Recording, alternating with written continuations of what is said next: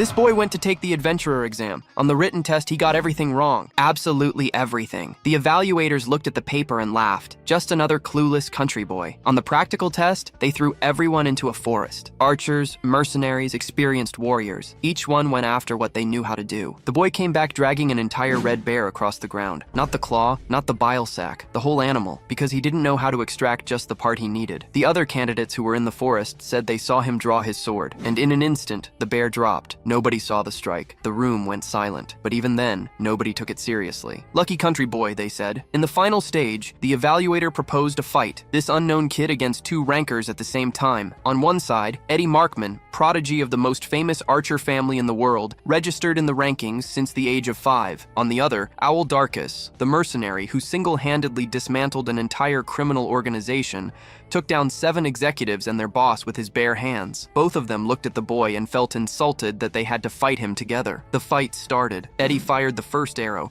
The boy dodged and charged at Owl at a speed the crowd could barely follow. The two exchanged blows, defended, attacked. Nobody in the room could clearly see what was happening. Then the boy opened Owl's guard. The finishing blow was coming. Eddie seized the moment and fired an arrow straight at the boy's body. He cut the arrow out of the air with his sword. Without stopping his movement, nobody breathed, and that's when everyone felt it. A dense, heavy aura, green in color, filling the entire room. The evaluator Luke, who had spent his whole life studying rankers and never got excited about any of them, looked at that scene and thought one thing only. This boy is a monster. But what nobody in that room knew was why he was there in the first place. In this world, ranking defines a person's status and fuels their desires. It's a place where power, connections, money, and work mean everything. This is where the journey of a boy from the village of Tori begins. Lo, a 16-year-old, is gathering firewood when a villager approaches to ask for his help. Suddenly, a girl appears and throws the man to the ground, demanding that everyone stop asking Lo to do everything for them. This girl is Yuna, also 16 years old,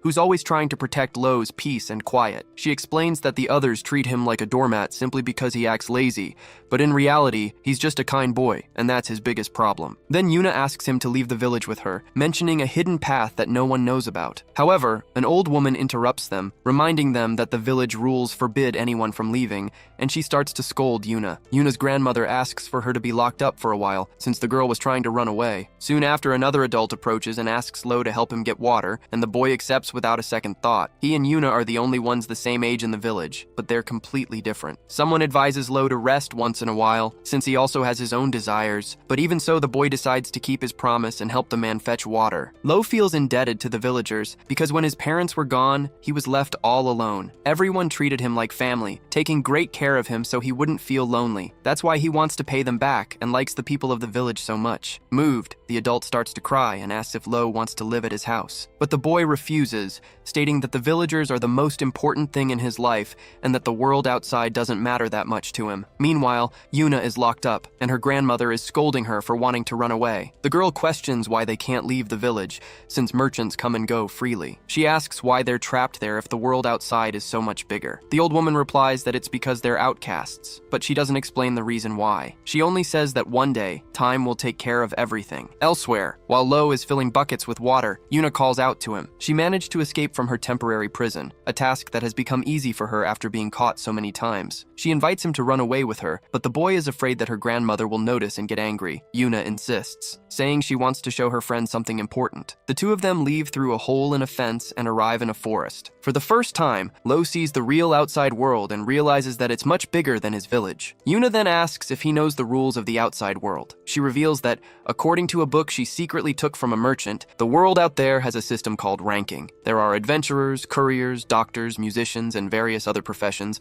all with their own ranking. Anyone who makes the list is called a ranker. She goes on to explain that even weapons, food, strength, and wealth are ranked, which makes people constantly compete. Lo understands that the outside world also has its own rules. Yuna then reveals her greatest desire, to become a ranked adventurer and travel the world, competing with rivals to become a respected warrior. She says she's made up her mind about her destiny, but Lo insists that he can't leave the village. Yuna invites him to join her on this adventure, but the boy is confused by the request. To convince him, she reminds him of a day when they were 5 years old and a giant bird attacked her. It was Lo who saved her using only a wooden club. He doesn't seem to remember the incident very well, but Yuna assures him it really happened. On that day, she knew that even though he's absent-minded, decided, when Lo really tries, he's stronger than anyone else around him. Yuna told him he would shine much brighter outside the village, and that's why she invited him to explore the world with her. However, Lo refused, insisting he loved his home too much. Since he refused, Yuna declared she would go alone, warning him that he could get stuck in the village forever. Looking back as an adult, Lo realized he'd never really considered that Yuna actually left that day. He stayed outside for a while, thinking about the rankings and everything she had said. When he finally decided to go back, he saw a floating island in the sky. Suddenly, the island shot out a powerful beam of light right in front of him, and then it vanished completely. Terrified, he ran back to his village, only to discover it had also been wiped off the map. Everyone he knew, including his grandmother and Yuna, had disappeared without a trace. At that moment, he remembered what Yuna and the other villagers always said. They would tell him he wasn't alone, hugging him and promising they would be a family forever. Overwhelmed by the loss, Lo collapsed to the ground and began to sob uncontrollably. That's when he heard the voice of a warrior,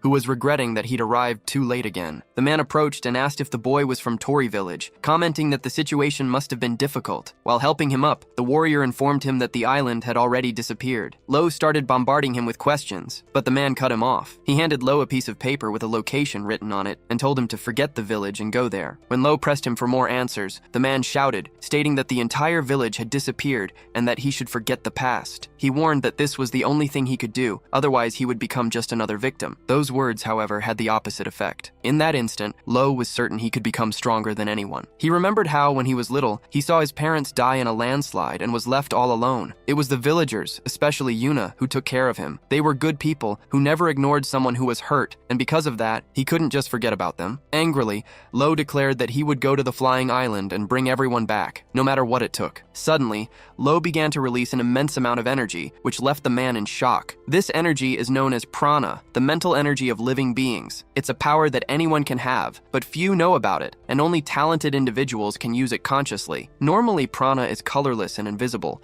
but those who possess a large amount can make it visible, and it's said that some races have a special type of prana. The warrior realized this was the survivor from Babel he was supposed to protect, but he figured the kid would probably get out on his own in a few years anyway. Because of this, he threw his own sword to Lo and challenged him, saying that if he wanted to go to the island, he would have to prove his worth. The man promised that if Lo had potential, he would train him himself. He drew his sword and told the boy to attack him with the intent to kill. Lo charged forward, his green prana flaring, and swung his sword. Because he was a beginner, the attack was technically easy to defend. However, the man felt an immense pressure coming from the blow, as well as waves of prana that were simply absurd. Shocked by the boy's strength, the warrior said to himself that he was a monster. The protagonist's power was so great that the fight was already starting to leave marks on the ground. After the confrontation, the man explained that the island was called the Island of the Gods. Normally, it floats over the vast sea and rarely appears anywhere else. Its function is to erase entire peoples and lands, and he was trying to stop that from happening. He shared a theory that the humans caught in the light might have been taken to the Island of the Gods. Lo immediately wanted to know if he would have been taken too if he had touched the light. The man, however, stressed that it was just a theory. He said that maybe the villagers were alive, but there was no telling what was being done to them. To get there, he explained that there was a direct path, the adventurer rankings. Lo would need to be in the top 10 because those elite adventurers are the ones responsible for exploring and investigating unknown lands. Adal explained that out of all the rankings, the adventurer ranking has the most participants, and the top-ranked ones are absolute monsters. To get to the Island of the Gods, which is number 1 on the Dangerous Zones ranking, Lo would need to reach the top 10. The knight then asked if the boy really wanted to go, knowing that almost no adventurer ever comes back alive from there. Without hesitation, Lo said yes, so Adal decided he should start training immediately. The knight promised he would personally teach Lo everything about swords for 1 year. After that period, the boy would have to use that training as a foundation to climb the adventurer rankings on his own. Then, he formally introduced himself as Adal, the number 1 in the knight rankings. At that moment, Lo shook the hand of humanity's strongest warrior. Adal warned that he wouldn't go easy on him, since Lo was the first and only person who had managed to cut him, leaving a scar on his chest. The training that followed was brutal. Blisters on Lo's hands and feet burst, muscles tore, bones were crushed, and vital fluid dripped from every opening in his body. After that day, Adal never spoke about the Island of the Gods again, as if he wanted Lo to figure out the rest on his own. This attitude made Lo believe even more strongly that the people of Toki were still alive. He continued his training, clinging to this theory, always wondering about the reason for the village's disappearance. To find out the truth, he needed to reach the top of the adventurer rankings. 1 year later, after training relentlessly, he finally felt ready. Lo remembered what Yuna had said about wanting to become a ranked adventurer. Yuna, who dreamed of the outside world, was was gone, and he never imagined he'd be the first to set out on a journey. Now he carried her dream with him. Lowell grew a lot in that past year, becoming the disciple of humanity's strongest knight. At that moment, his adventure to the island of the gods began. The scene changes to the kingdom of Valter, in the capital city of Trakista. In a branch of the appraisal department, an assistant wakes up a boy named Luke, who was up all night checking the rankings again. She scolds him, saying that as an appraiser, he needs to take care of his own health. After all, unlike her, who just does office work, he's the one who determines people's rankings. Appraisers are sent to every corner of the world to analyze the skills of the rankers. They need to have extensive knowledge and impartial judgment to assess everyone's merit and position, which forces them to go through various tests. It's one of the most demanding jobs that exist, entrusted only to those who are hand-picked. Even though he's an appraiser, Luke is still at the lowest level and needs to work hard to climb the rankings and achieve his goals. He knows that for an appraiser, the fastest way to grow is to become the exclusive agent of a talented ranker. However, Luke still hasn't found a ranker he likes enough to dedicate himself to exclusively. He says he's not picky, but he thinks the current rankers are boring. In the past, the competition was more fierce, but now the top spots of all the rankings are locked in. As someone addicted to rankings, Luke believes their value lies in constant updates. That's why he wonders if there's a promising new star who can turn everything upside down. His assistant suggests that this promising ranker might be in the classroom they're observing. It's the third time this year that they're holding the registration exam for the adventurer rankings. The number of applicants has increased because the Azaban Forest entered the dangerous zones ranking 2 months ago. She comments that there are a lot of promising people, like Oldarks. Despite having a low number in the mercenary rankings, he's the leader of the Red Wolf group, a very promising newcomer from the country. Besides him, there's also Ed Markman from the Archer rankings. The Markman family is famous for their archery. His father was number 2, and his brother is in 7th place. They say that even at his young age,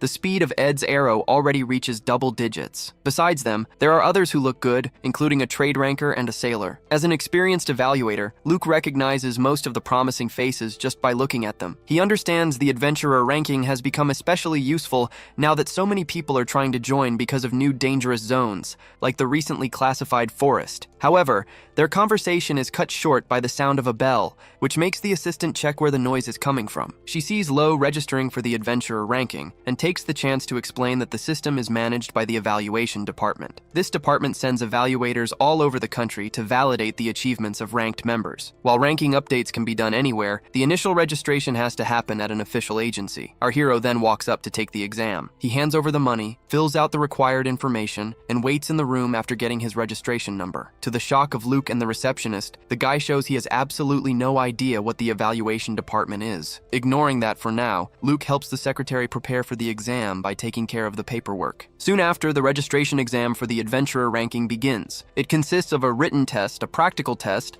and a final surprise test. The final score determines who passes, and it's explained that even if someone fails one part, a high score in the others can make up for it, so no one should give up. With the rules explained, the aspiring adventurers begin the written test. The material turns out to be extremely complex, and the subject matter is very broad, making things difficult for everyone. 2 hours later, the woman announces the end of the written test and informs them that the practical will begin in another 2 hours. While the candidates are resting, the secretary grabs the pile of papers and asks Luke to help her grade the tests. With a grim look on her face, she picks up the protagonist's test and realizes he got every single question wrong. Luke, on the other hand, is annoyed that he has to grade the ridiculous tests from these country bumpkins. After the 2 hours are up, the practical test begins, and it's a kind of treasure hunt. The participants have to turn in the items listed on a form, and each item is worth a specific number of points. They're encouraged to get items that are worth a lot of points, but they're strictly forbidden from fighting each other. Since each applicant is good at collecting a different type of item, the test kicks off with everyone running like crazy through the forest. Watching from a distance, Luke and the secretary guess that about half of the adventurers will pass. They notice from their movements that the group seems more prepared this time. However, no one really catches Luke's eye until their conversation is interrupted. A boy shows up carrying a piece of regal ore, becoming the first person to turn in an item. Satisfied, he decides to stop the test,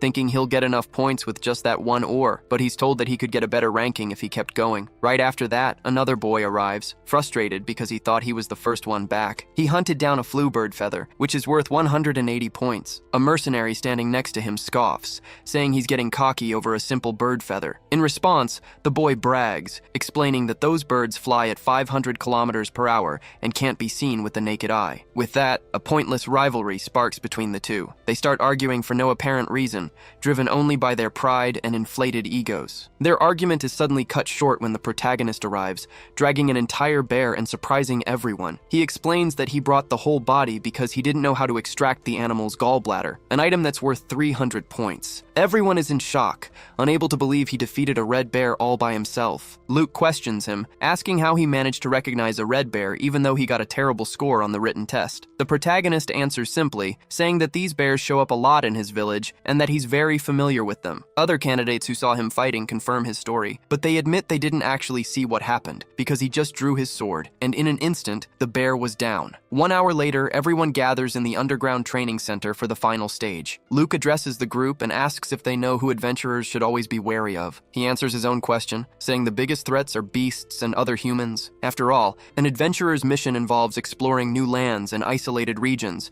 where the most common threats are usually bandits or pirates. Because of this, the final test is a mock battle where the candidates will fight each other. Luke tells them not to get nervous, as it's just to evaluate their skills, and explains the rules weren't revealed earlier to prevent anyone from cheating on the practical exam. Immediately, a big guy provokes the mercenary, claiming he only picked up a rock in the test, and that mercenaries are just loud-mouthed bullies. He tries to attack, but the mercenary simply grabs his sword and hits him with a pommel strike, knocking him out with a single blow. The secretary allows the victory because of his scores. Besides, it would be stupid to try for a comeback, since his third-class rank means he's a monster. Luke then decides to propose a specific battle, and the woman allows it. After a few fights, she announces match number 8. Eddie, the archer who hunted the bird, and the mercenary will fight together against the protagonist. The mercenary and the archer think they're being underestimated by Luke, but he insists his eyes don't make mistakes and that the rookie is a monster. The two of them position themselves in front of the hero. The mercenary introduces himself as Owl Darkus, leader of the Red Wolf group. Last year, his group made a name for themselves in the tests by eradicating the Khmor Mafia from the criminal organization rankings. Rumor has it the young leader defeated 7 executives and the boss all by himself. The boy, on the other hand, is Eddie Markman, the young heir of the Markman family of archers. Trained since childhood by his father,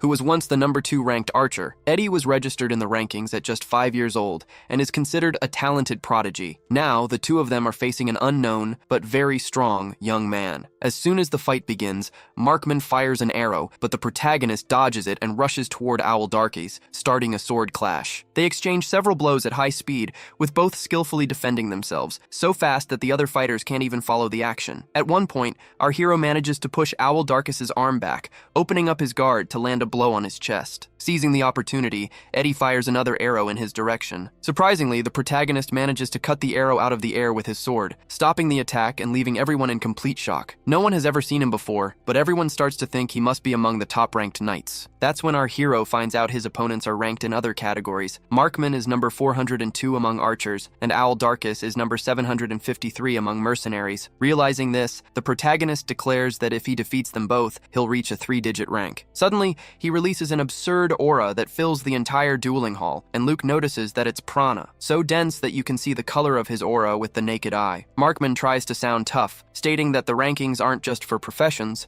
and that in the sniper ranking, which evaluates precision, he's in the 78th position. However, as he prepares to fire an arrow after saying this, he simply collapses to the ground, defeated. Owl Darkus is in shock since he couldn't even see the move that took him down. Then, the swordsman starts walking slowly toward him, emanating a green prana. Suddenly, our hero disappears and reappears behind him. Upon feeling the cold blade of the sword on his neck, Owl Darkus gives up, explaining that he has to work later and doesn't want to get knocked out like Eddie Markman. He admits the protagonist is a monster and wonders who he really is. Everyone in the room is shocked as he defeated 2 3-digit rankers all by himself. Officially, it's announced that the winner is candidate number 3. Immediately, Luke runs over to his computer and opens the exclusive evaluators list of rankers. He finds the profile of 17-year-old Lo Tuli and notes that he has no prior record. This makes sense with his story about coming from a very remote village and confirms he isn't a criminal or a member of any special cult. Luke felt like he'd just hit the lottery by finding a hidden talent like that, so he rushed off to offer his services as an exclusive appraiser. He asked Lo to be his ranker, but he quickly realized other appraisers had the same idea and were already trying to convince the swordsman. For a moment, Luke thought he was too late and that he should have investigated someone's background before making an offer. To his surprise, our hero didn't even know what an exclusive appraiser appraiser was, so Luke stepped up to explain. He clarified that an exclusive appraiser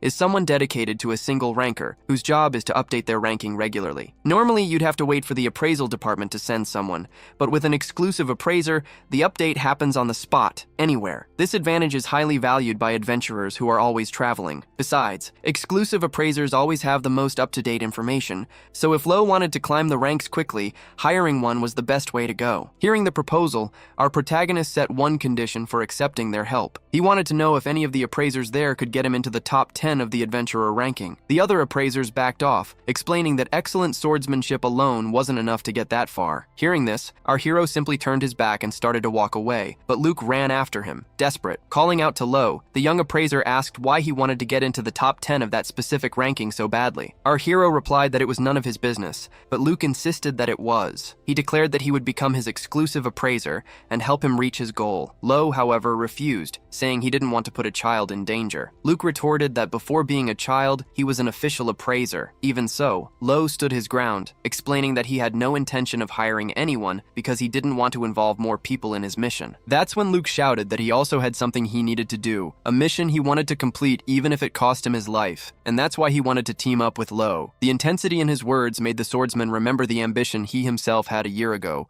when he decided to go to the island to save everyone. Understanding the boy's determination, he gave in, saying that he also had something very important to do. Luke then formally introduced himself and promised he would guide him to become one of the best in the ranking. Convinced, Lo Tuli shook his hand, sealing the deal. Soon after, they went to a very nice room that Luke had already rented for them to use as a base for a few days. Our hero praised Luke's skills, and Luke replied confidently that getting that room had been easy. The young appraiser then declared that he would prove his competence within a week, and that unlike before, Lo would be begging him to be his exclusive appraiser.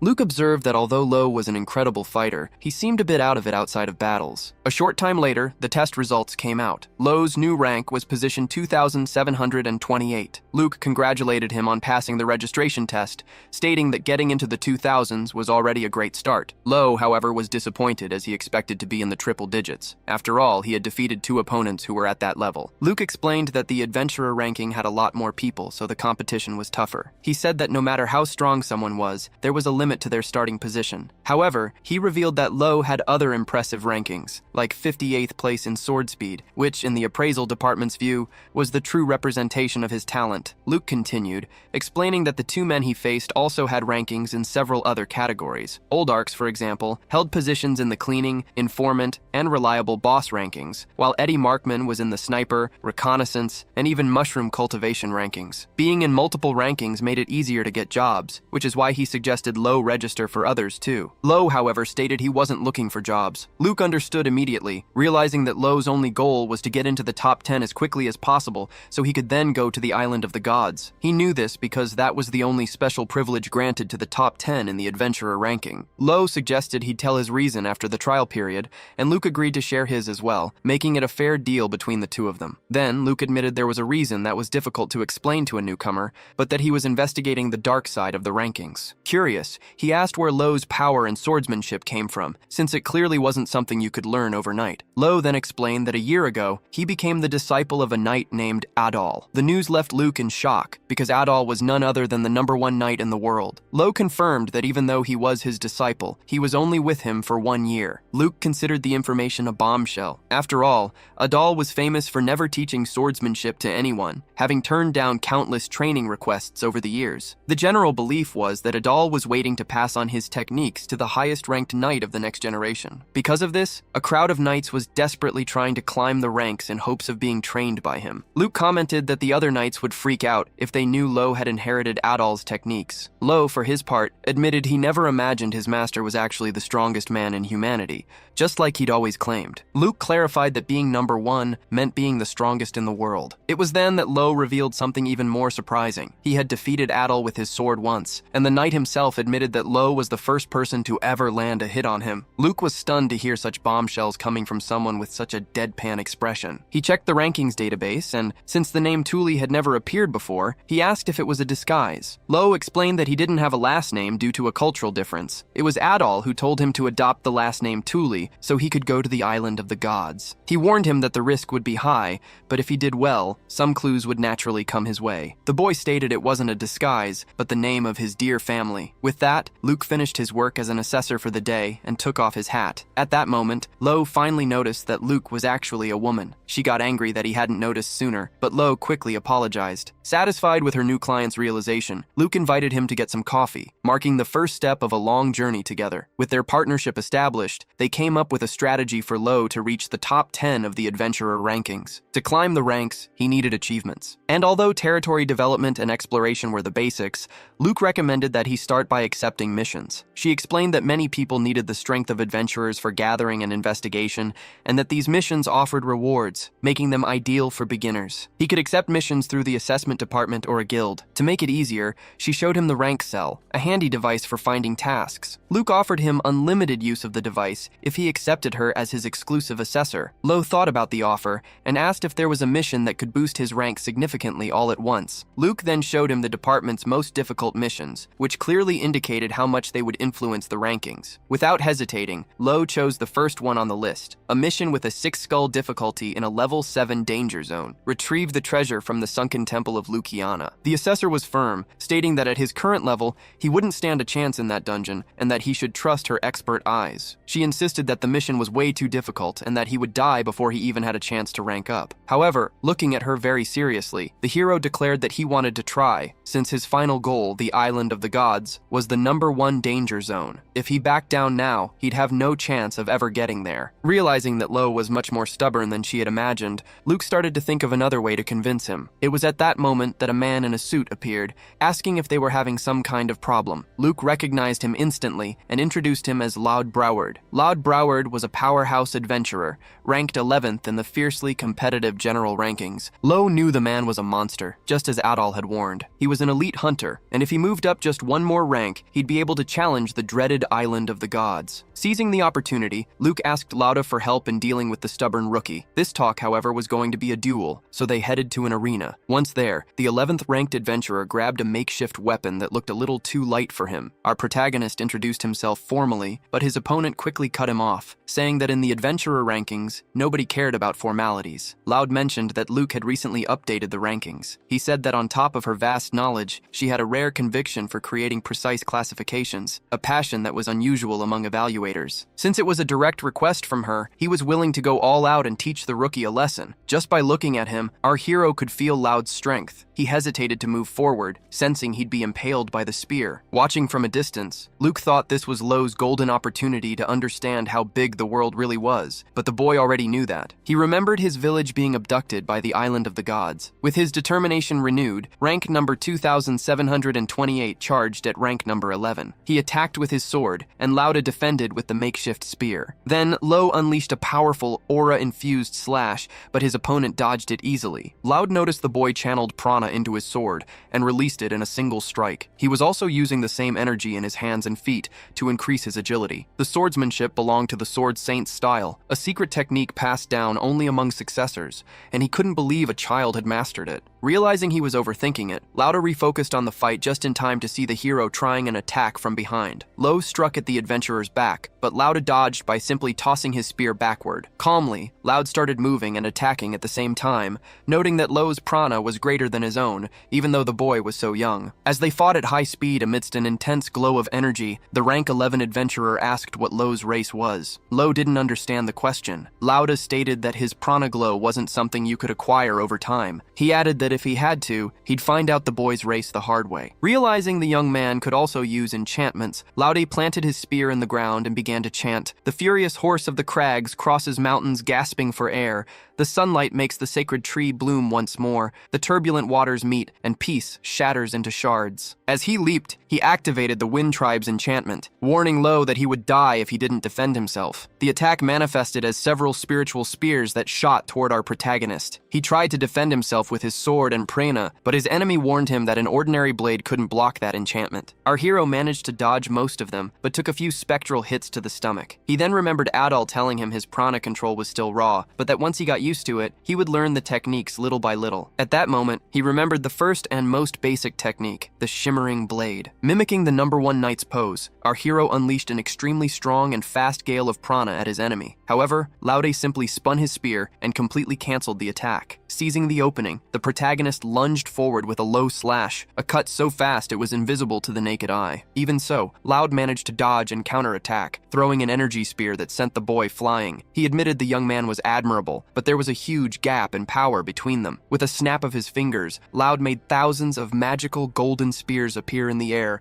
hovering over the hero. He warned Lo never to underestimate the adventurer rankings, and then he launched the devastating attack. Seeing thousands of spears heading his way, our hero felt that he had truly lost the fight. As the hero lay defeated on the ground, the winner of the fight, Laude Broward, was announced. Luke commented that Lo must now understand the power difference between them, and Laude, in turn, asked if she had really believed in the kid until the very end. She admitted that she thought it might be possible, especially since he was Adol's disciple. Laude then revealed that the moment he saw the high-speed slash, he recognized it as the Sword Saint's style, and he wondered how that was even possible. The Sword Saint's style is an incredibly powerful swordsmanship, passed down to a single successor and inherited by elite knights for generations. The fact that an adventurer like the kid had inherited it was shocking. From a knight's point of view, it was as if he had stolen something sacred. That's why Luke thought it would be best for him to avoid conflicts with other knights from now on, as it would be smart if he didn't want to end up getting eliminated. If he acted like a knight, the problem could be solved, but that was impossible, since he really wanted to be an adventurer. Actually, Luke's reason for believing in Lo went beyond the Sword Saint's style. It was because he said he landed a hit, and she believed him. Laude thought it was impossible for him to have landed a hit at his current level, but Luke, although she also had her doubts, didn't rule out the possibility, because she knew Lo wasn't the type to lie. The man agreed that must be the reason. After all, besides the shocking style,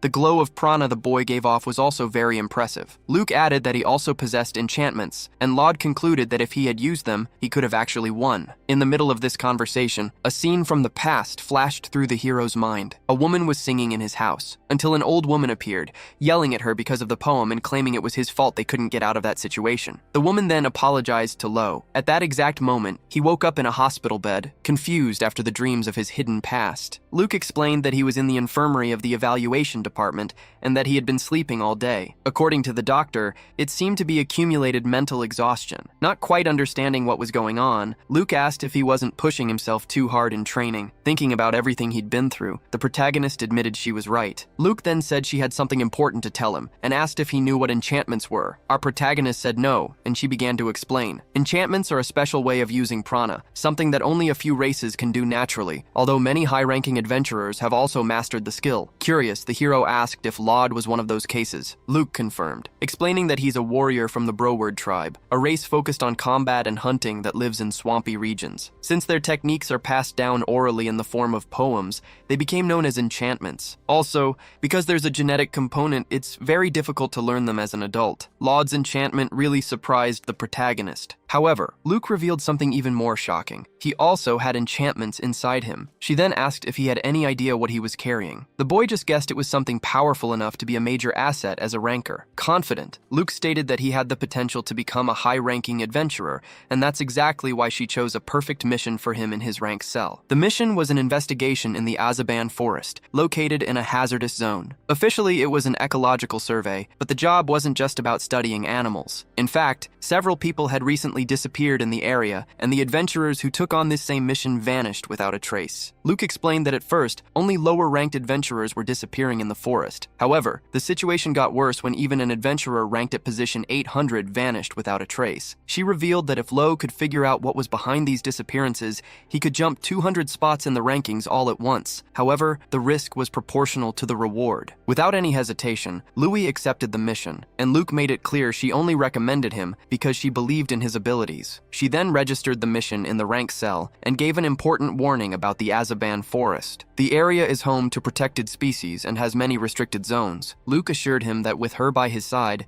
everything should go smoothly, but he would need to be extremely cautious. The boy then asked what would happen if he broke the rules. Luke replied that his rank would drop drastically. She explained that no matter how skilled an adventurer is, destroying the ecosystem or failing a mission seriously damages their reputation, and the ranking system is built on credibility. Excited, she concluded that this mission marked the beginning of a new chapter in their journey. It was the first step toward a rapid climb in the adventurer rankings. Stating that they would do their best by working as a team, she convinced him to set off. Together, they headed toward the Azaban Forest. Meanwhile, in another part of the same forest, a man was finishing off another adventurer. He commented that the evaluation department didn't care about weaklings like the one he had just killed. To him, trying to climb the ranks the conventional way was foolish. The mysterious man approached a Unihauser, a creature with a valuable horn. He knew that a single horn from that creature would be enough to quickly boost him into the 3-digit ranks. He reflected that brute force doesn't guarantee a higher rank, and that the system exists at the expense of those who suffer from injustice. His name was Rosso Cruel, ranked 7th among smugglers. Looking around the area, he decided he wouldn't abandon such a promising hunting ground. His goal was clear, to reach the top 100. His next target was already set, Dalkin Iris, the adventurer ranked at position 672. When Louis arrived at the forest entrance, a knight checked his rank, recognizing him as adventurer number 2728. Once he was allowed in, he asked how many people were in the adventurer rankings. The guard informed him that there were around 30,000, but only 20,000 were active. She commented that his stats didn't seem to match his rank. She explained that a person's adventurer rank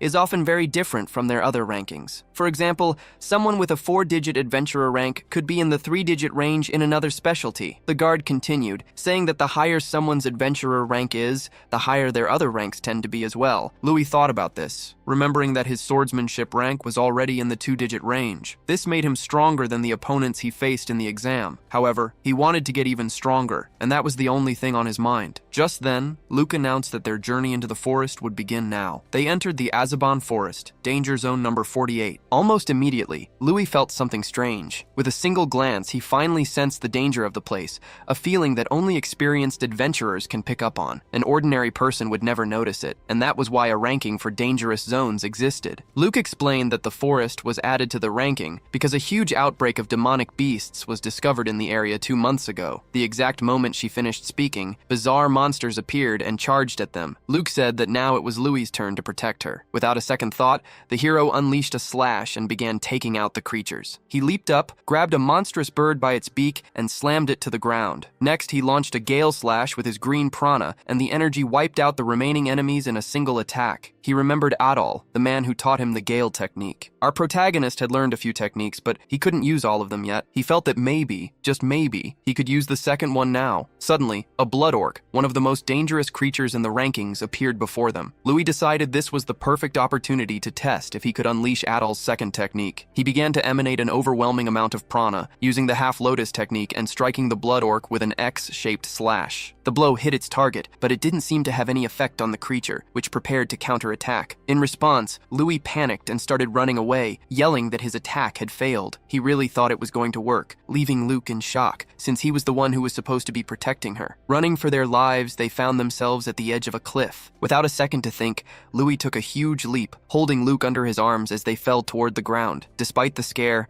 they landed safely without any injuries. Even so, Luke was terrified and complained that he should have warned her before doing something so dangerous. Louis just explained that his master trained him that way, and it had become a habit for him. Finally, they reached the center of the forest, the area they needed to investigate to complete their mission. Luke explained that ever since the Azaban Forest was ranked as a dangerous zone, she had already explored 80% of the area. The remaining 20%, where they were now, was a nest of monsters and had therefore remained unexplored. Looking at the various mystical creatures and exotic plants in the area, Louis commented that it was the first time he'd ever seen anything like it. In that moment, he finally understood what it meant to be an adventurer. Remembering the dream dream his sister, Yuna, had her entire life. Suddenly, Louis noticed some movement and drew his sword to attack, but Luke quickly stopped him, pointing out that it was an injured creature. She wondered what the best way to approach the animal would be, identifying it as a royal horn, the number 4 beast on the ranking of rare and nearly extinct species. Seeing that the animal was hurt, Luke decided she would help it, since she had learned basic first aid to take care of Hunter,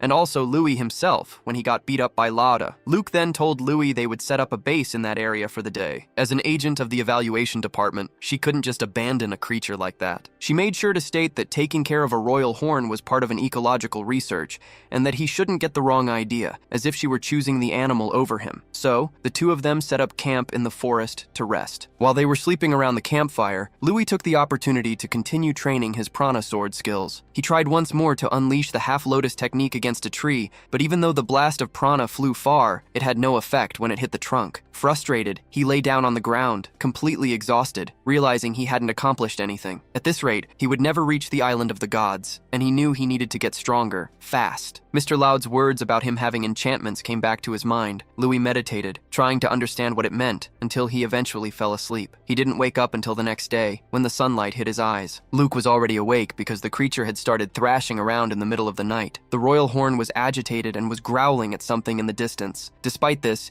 it recovered very quickly thanks to the proper treatment. Luke explained that since it was still a baby, it would normally get attached to people, but this one was skittish, just as she suspected someone had hurt it on purpose. To prove it, she showed Louis the broken part of its horn, which clearly indicated an attack by an illegal hunter. She went on to explain that the beast's horn is considered a type of miracle cure. For that reason, they were captured relentlessly, which led to them being listed as a rare species. Even with hunting being banned, the demand didn't disappear, and poachers continue to operate in secret. On the black market, the horn is sold as if it were from a unicorn. Just then, the royal horn creature tried to attack Luke, but our hero protected her, blocking its horn with his sword. Startled, the animal started to run away from Louis. Luke immediately went after it, worried because it wasn't 100% recovered yet. She commented that until now, there had been no record of a royal horn in the Azaban forest, so following it was part of her ecological research. Louis said he would also go on ahead after the creature. After all, the zone's ranking would go up if they found this exotic monster. Luke then told him to track it secretly through the area. The creature proved to be very fast and was soon out of sight,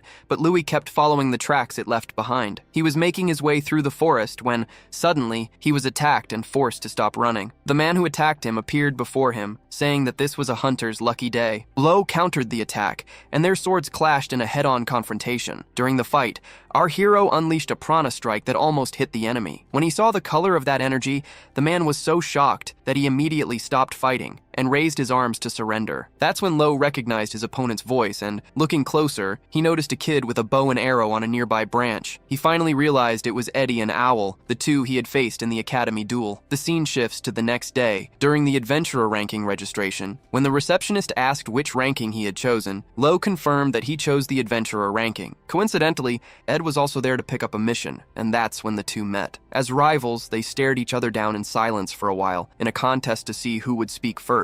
Finally, Ed broke the silence and asked if Lo had found out anything about the swordsman who defeated them. Lo answered that he had, but he didn't have any concrete information. He revealed that, as hard as it was to believe, the swordsman had no rank at all before that fight. Ed confessed that, even though it might not seem like it, he was considered a prodigy in the archery rankings. Because of that, losing so badly to an unranked rookie completely crushed his pride. Meanwhile, elsewhere, Captain Owl was being congratulated by his band of mercenaries. He told them he had also registered for the adventurer rankings, and everyone celebrated his arrival. They bet that he had done well and given the other candidates a hard time. However, Owl revealed that's not quite what happened, admitting that he lost the fight. His group didn't believe him, saying he must have held back so he wouldn't hurt his opponent. After all, someone with a 3-digit rank among mercenaries would never lose to a rookie. At that moment, filled with rage, Owl slammed his fist on a table and broke it. He was furious with the rookie who didn't even look him in the face, feeling that Lo Thule had treated him with disdain, as if he were just a stepping stone. Because of this, he declared that starting the next day,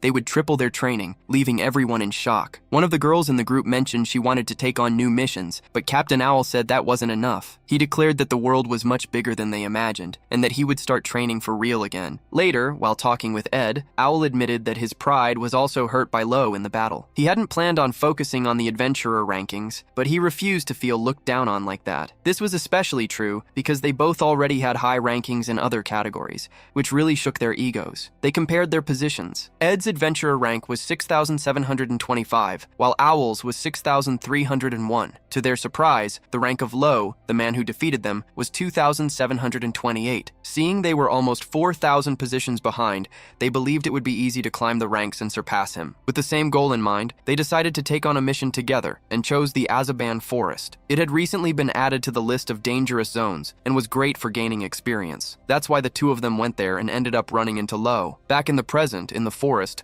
Lo said they would talk later and started running without wasting any time. While sheathing his sword, he explained that the royal horn was injured. Ed and Owl immediately understood that he wanted to protect the beast that had been attacked by hunters. They followed him, keeping up with his extremely fast pace. During the chase, the young archer explained that to move through the forest, you had to use the uneven terrain to your advantage, using pieces of rock to jump off of and increase your speed. Watching the technique, our hero immediately copied the move and managed to speed up his run as well. Suddenly, they spotted another beast that had captured the royal horn, wrapping it up in its tongue. Without hesitating, the two of them drew their weapons to save the creature. Lo rushed forward and landed a precise cut on the monster's tongue, injuring it. Realizing he couldn't get any closer for a second attack, he prepared to use long-range slashes. However, Lo decides against it, since the royal horn would also be hit by his long-range attacks. Instead, he asks if Ed can create an opening and, without hesitating, tells the archer to aim for the creature's eyes while he keeps running. Ed obeys, and the moment he fires 2 arrows, they hit the monster right in the eyes. The creature screams in agony, and right after, Lo tells Ed to aim for its legs. Meanwhile, our protagonist slides across the ground and pulls his arm back to charge up energy. He then prepares a sword strike, unleashing a powerful slash with his prana enveloping the blade. At that exact moment, Owl cuts through a tree trunk, which starts to fall on top of the monster. The giant tree hits the enormous purple beast, finishing off the creature and allowing them to save the royal horn together. After the battle, the mercenary captain states that he's used to ordering subordinates around, which makes Ed angry for being called one. Despite their anger, they acknowledge that Lo's swordsmanship is incredible, but they figure that's not enough to reach the top 10. They realize that just defeating creatures to climb the adventurer rankings isn't enough,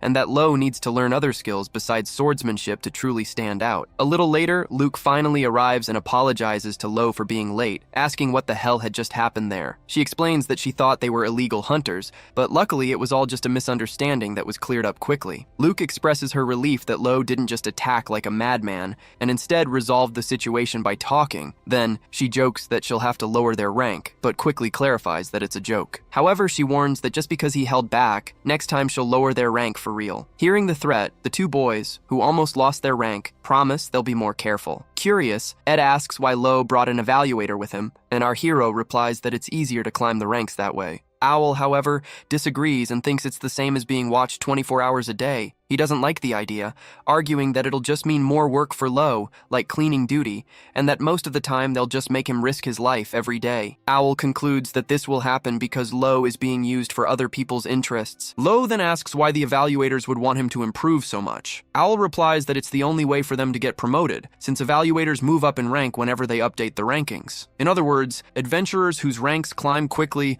are an easy way for evaluators to get a promotion. He tells Lo to watch out, stating that Luke is using him as a stepping stone to get ahead. Hearing this, Lo becomes doubtful. He wonders if she would really do something like that, since she doesn't seem like the type of person to act that way. At that moment, their conversation is interrupted when Luke finishes scouting the area and declares that the coast is clear. Suddenly, the royal horn monster approaches and starts rubbing against her as if they become friends, but the creature shows no concept of personal space. Ed and Owl don't find the scene cute at all and comment that the animal is being ungrateful. However, Luke explains that it's acting this way because of how intimidating the two of them were, adding that Lo has a scary aura, even though he didn't do anything wrong. Luke then changes the subject, mentioning that the magic beast they defeated has been causing a lot of trouble. She reveals that they had never come across this predator before, since its natural habitats are cold places, and there are no records of it ever existing in the Azaban forest. Because of this, she and Lo came to the region on a reconnaissance mission. Next, Luke asks what Ed and Owl are doing there, and Owl replies that they were on a similar mission that they picked up from the department. Luke is surprised surprised, since she didn't expect there to be missions for mercenaries and archers in the forest. She realizes her presence must have influenced them to take on a mission just to climb the ranks. Realizing this, she decides to change the mood and share some good news with Lo, saying she has something important for him. She reveals that his speed ranking has been updated. The sword technique he used was so fast that she already requested to have the feat added to the rankings. Luke explains that thanks to his technique, Lo has reached the 26th spot on the speed ranking, which is a combination of several others. He's visibly happy with the news, recognizing that he used a technique that's hard to see with the naked eye, even though to regular people it might not look like much. Lo is sure he did well, since he was just acting on pure instinct. Impressed, he asks if Luke is always this amazing, and she takes the chance to brag a bit about helping him move up in the rankings. At that moment, Lo decides to be honest with Ed and Owl, which leaves Owl a little annoyed. The young swordsman confesses that there's something they need to know. He admits he's not good at absolutely anything that doesn't involve his sword. The two of them realize the kid has dedicated his entire life just to sword training. Lo explains that during the fight, it was Ed who saved him, because he didn't know how to keep up with the pace of fighting as a team. Owl then explains that his instinct for command is natural, since as the leader of a mercenary group, he constantly has to come up with plans so he doesn't lose his men. He explains that formations, instructions, everyone's positioning, and deciding who delivers the final blow are all vital in an attack. Owl asks if Lo is interested in learning about this, but adds that his swordsmanship is already good enough, and he might not need his advice. Even so, Lo insists and asks them to teach him everything, since he knows he needs more skills to survive. They agree to give him some tips on how to move through the forest, explaining that he needs to use all 5 of his senses. Seeing Lo's determination, Luke feels proud of his progress and is happy to be helping him. Despite this moment of bonding, Luke can't help but feel that the presence of illegal hunters and an unidentified demonic beast is terrifying. She feels like something is very wrong in the Azaban forest and worries this mission might be too much for the team to handle. Meanwhile, the 2 illegal hunters who were looking for the missing beast end up finding Lo's group. One of them, Iris, comments that their organs will be fresh and worth a fortune. Even though they're no match for the beast, she decides to capture them anyway, saying that anyone who enters a beast's territory should expect to be torn to shreds. Back with the group, Ed starts the lesson, explaining that using all 5 senses isn't an easy task. He says that using sight, hearing, smell, and even taste in combat requires proper training. He says the forest is the perfect place for it, since the smells of the plants and animals are so strong there. Owl admits he doesn't really get the plan, and Ed teases him, saying it must be hard for a mercenary to get used to anything besides the smell of blood. To demonstrate,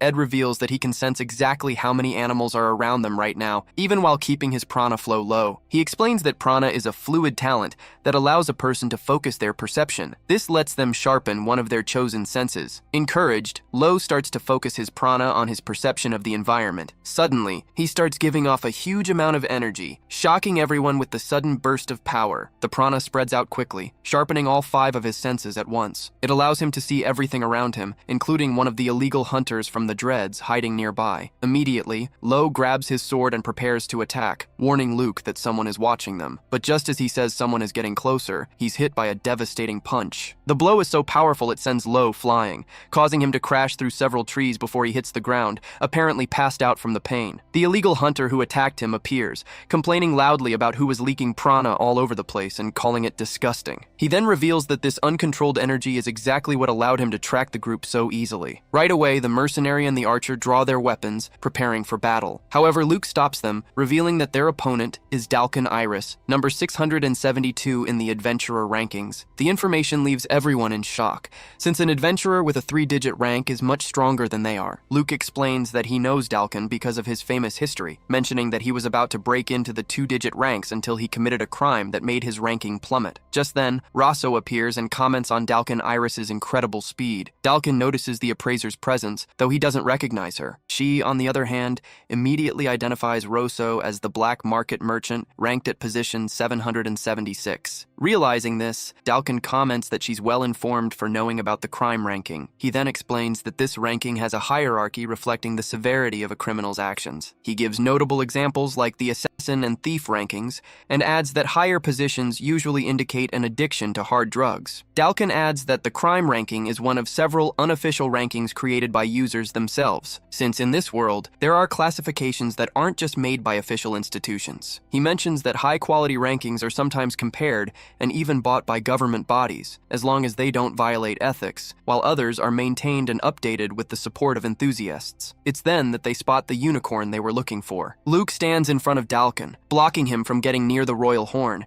and questions why he's hanging around with a criminal like Rosso. The adventurer replies without hesitation that he's doing it for money. This shocks Luke, since someone with Dalkin's skill level could easily earn money honestly. However, Dalkin clarifies that money isn't the only thing he wants, stating that there are two reasons for his alliance with Rosso. One is to sell products, and the other is to buy them. He then taunts the appraiser, asking if she knows that rankings can be bought. The insinuation makes Luke furious, but Dalkin doesn't seem to care one bit. Annoyed, Owl tries to attack Dalkin with his sword, but the adventurer blocks the strike by catching the blade with just his fingers. Next, Eddie fires an arrow at him, declaring that their mission is to patrol the forest and that someone as dangerous as Dalkin can't be left to run loose. Realizing he'll have to clean up this mess the old-fashioned way, Dalkin gets irritated and starts releasing his purple prana with overwhelming force, causing his muscles to grow. He prepares a devastating punch aimed at the mercenary, who freezes in shock, feeling like he's going to die from that single blow. It's at that exact moment that Lo reappears to save him. Emanating an immense amount of prana, the protagonist puts his sword in front of the attack and blocks the enemy's punch. The two opponents stare each other down and ask who the other is, but Lo's prana proves to be superior, overpowering Dalkin's. The confrontation intensifies into a powerful clash of their magic. With prana radiating from his body, Lo charges at the enemy, forcing him to retreat from his strength. Luke asks if Lo is okay, and he confirms that he is. Then Lo asks if the man in front of him is the illegal hunter, and the appraiser confirms that there's no doubt he was the one hunting the royal horn. With that confirmation, Lo uses a hurricane skill with his green prana, launching the magic at his enemy. However, Dalkin blocks the attack by crossing his arms and surrounding them with his purple energy. He's impressed that a kid like this is using prana, which is so unusual. Lo notices that his attacks barely tickle Dalkin, who proves to be extremely tough. He then remembers a warning from Aldo, who told him to be careful when encountering someone who uses prana. Aldo had explained that Loa was a special case. Normally, you have to be a master in some area, whether with swords or other weapons, to awaken this hidden power through deep study. Lo remembers that, according to Aldo, prana is more than just energy. It's an obsession. In other words, if someone is aware of prana, they're probably a master of something specific. He remembers a time he was climbing a mountain with Doug and had a really tough time, but those words encourage him to face his enemy. As he gets ready, Luke warns him that Dalkin Iris is ranked 12th in boxing, 48th in beast taming, 19th in grip strength, and 7th in weightlifting, possessing world-class strength. So, she advises him not to get close and to fight from a distance. Annoyed that his stats were revealed like that, Dalkin Iris declares he's going to crush the girl first. He then touches a tree, and without much effort, rips it right out of the ground using his prana. Holding the trunk with just one arm, he braces himself and hurls the entire tree right at Luke. However, Lo acts fast to save her, slicing the tree in half with his sword, which is glowing with a powerful aura. Luke gets worried, realizing that a defense that intense takes a huge toll on him. Watching the scene, the old man Rosso notices that the boy's prana is very strange. He orders Dalkin Iris to capture him, saying it will make them a lot of money. Dalkin replies that he'll take the kid, assuming he survives the fight. Just then, Eddie fires 2 arrows at the boxer, but the illegal hunter easily blocks them with a prana-wrapped arm, saying the two of them are so weak they're not even worth remembering. Immediately after, Captain Owl throws a bomb. When it hits the ground, it releases a huge cloud of smoke, creating a smokescreen that blocks everyone's view of the fight. Furious, the villain tells them not to mess with him, and winds up for a huge punch. He slams his fist into the ground, causing a shockwave that radiates through the forest and destroys everything around it. When the dust settles, Dalkin realizes they all escaped while he was preparing to attack. Rosso scolds him, warning that the move was so dangerous that even Dalkin himself could have been killed by it. Meanwhile, the group had used the smokescreen to escape with the wolf, since they knew they stood no chance against the enemy in a battle of brute strength. Their best bet was to run, since that guy was extremely strong, ranked in the top 600 adventurers, a fact that terrified our protagonist. During the escape, the royal horn slips from his grasp, much to his annoyance. A little later, Luke says they've gone far enough and should be in a safe area, but adds that now they have a lot more work to do. She explains that cruel Rosso has to be captured because he's too dangerous. That's when our hero finally realizes that Rosso is the man with the beard, and he asks Luke why she wants to capture him. Luke explains that it's a personal goal, which confuses Owl and Eddie. They say they don't know what she's talking about, but they want to decide what to do next. Luke apologizes to Lo Thule for getting ahead of herself,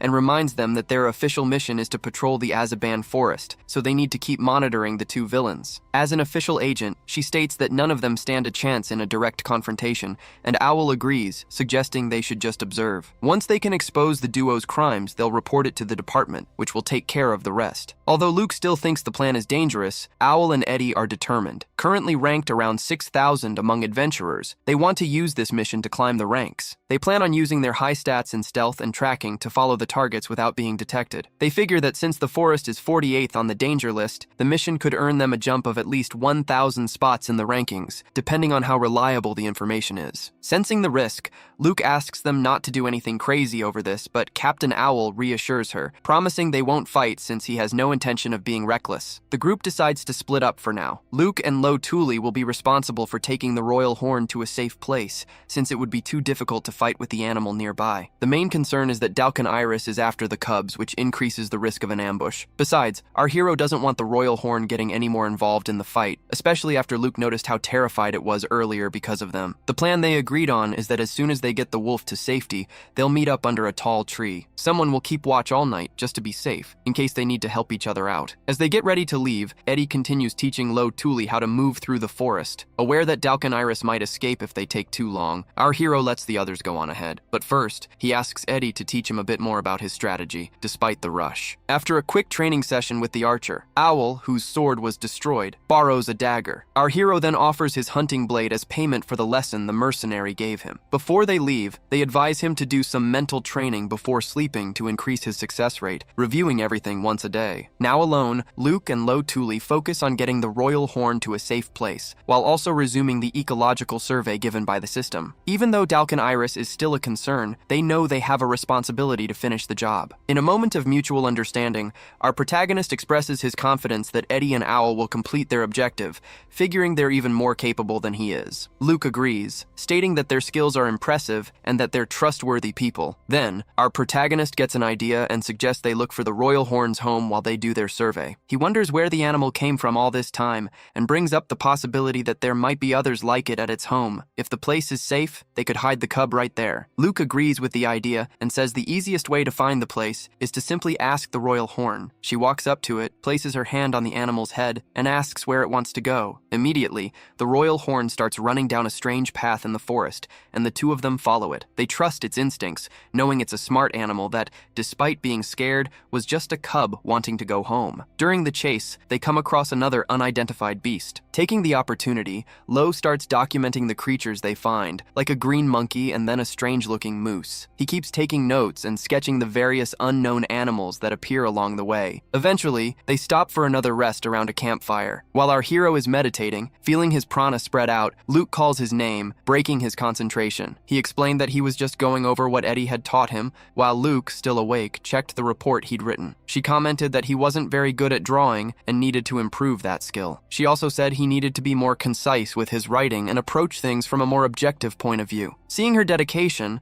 our hero asked why she was so determined to capture Rosocruel, and if it was a goal she had to achieve no matter what. The girl confirmed that she had no other choice but to follow through with her plan. Realizing the seriousness of the situation, our hero decided to help her. He understood that her staying up late was a result of extreme anxiety. He knew that if she just stood still, everything she was holding inside would explode. It was a feeling he knew all too well. Luke thought it was strange how naturally he talked about it, but then she realized it was for the same reason he trained late every day. She thanked him for his help, even though he still didn't know what her true goal was. Feeling that he could really help the appraiser, he listened intently as Luke finally decided to end the mystery and reveal everything. Luke started by explaining that normal rankings are lists that classify the best people from the top down. On those lists, everyone competes to climb higher and higher to gain honor and prove their worth. She brought up the exact opposite, a ranking that lists people from the bottom up, basically a ranking of the worst. And that dark side of the rankings was exactly what she was hunting. The story began 5 years ago. Luke had a very close friend named Miriella, a girl who was blind from birth and had never seen the world with her own eyes. Maybe that's why she never laughed at Luke's dream. Instead, she'd say her friend was amazing and always ask if she really wanted to be an appraiser. Luke would answer with conviction that her dream was to become the best appraiser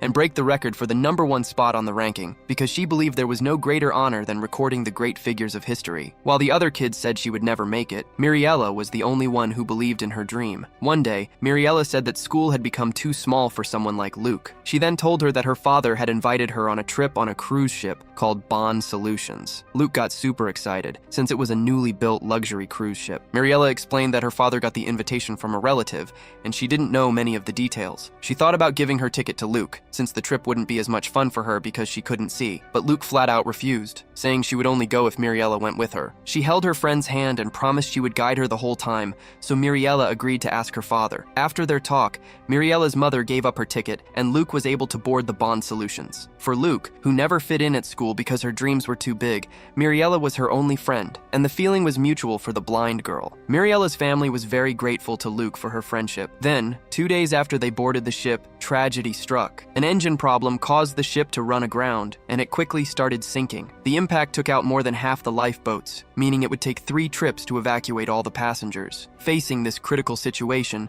the captain gathered everyone on deck. With no other choice, he took out a book to decide who would get on the lifeboats. In front of the entire crew, he began reading the list for the first group to be rescued, instructing them to board immediately as soon as their name was called. Luke held Muriela's hand tightly, just as she had promised. Suddenly, the captain called Luke's name. After announcing several other names, he finished the list for the first lifeboat. The girl was in shock when she realized she'd been called alone, without Muriela. Her blind friend then let go of her hand and insisted she go on ahead. She said there was no time to argue, and that maybe neither of them would survive. Muriela said she believed Luke would become a great appraiser, and that Luke needed to believe it too. Luke eventually gave in and got into one of the lifeboats. As soon as she reached the shore, Luke immediately returned to the ship, but when she got back, Muriela was no longer there. By the third and final rescue trip, it was already too late. Luke saw the ship explode and, devastated, fell to her knees. Nearby, 2 crew members were talking, saying they lived righteous lives and that the people from the ranking of the worst had been left for last. Hearing that, Luke lost it and asked what ranking of the worst meant. Noticing from their reaction that it was something people weren't supposed to know,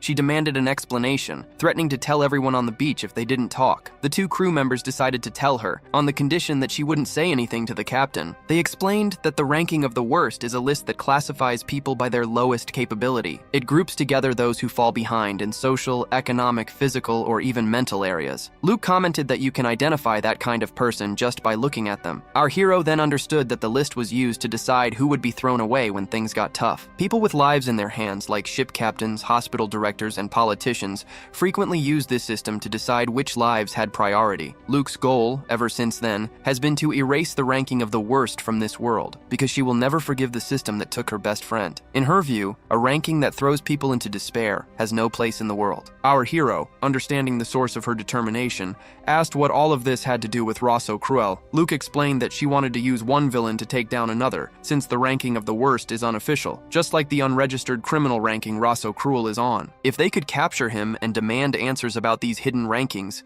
they could get closer to whoever is behind it all. That's why she wants to take down Rosso Cruel, no matter the cost. Our hero asked if she had any idea who the mastermind was. Luke replied that, given the involvement of politicians and rich people, she believed it was a large organization. Maybe a version of the Institute operating in the underworld, but she admitted that was just a guess. Recognizing the burden she had carried alone, he said it must have hurt a lot, and that even so, she never stopped. He called her an incredible girl, which made her shy. Then, Luke started to cry and asked Lo Tuli to tell his story too. Still emotional, Luke said she didn't want to cry alone and asked him to share his story as well. Our hero agreed, but told her he'd do it without crying. So, around the campfire, he started telling her all about his past. The next morning, Luke Ameldia was still in tears. She never imagined Lo had gone through something so difficult. She finally understood why he was in such a hurry to get to the island of the gods and save his people. Lo, for his part, admitted he'd learned from her that being impatient doesn't guarantee success. Realizing their connection had grown, he told her she could always count on him for anything, and officially asked her to be his exclusive appraiser. Through her tears, she accepted, promising he wouldn't regret it, and they sealed the deal with a handshake. After walking for a good while, they started looking for the way back. During a break, our hero asked Luke what kind of areas royal horns usually lived in. She explained that they mostly lived in caves because they were hardy, didn't need to hunt, and preferred to stay quiet in their shelters. Suddenly, the royal horn guiding them seemed agitated by something and took off running. Realizing they were getting close to their objective,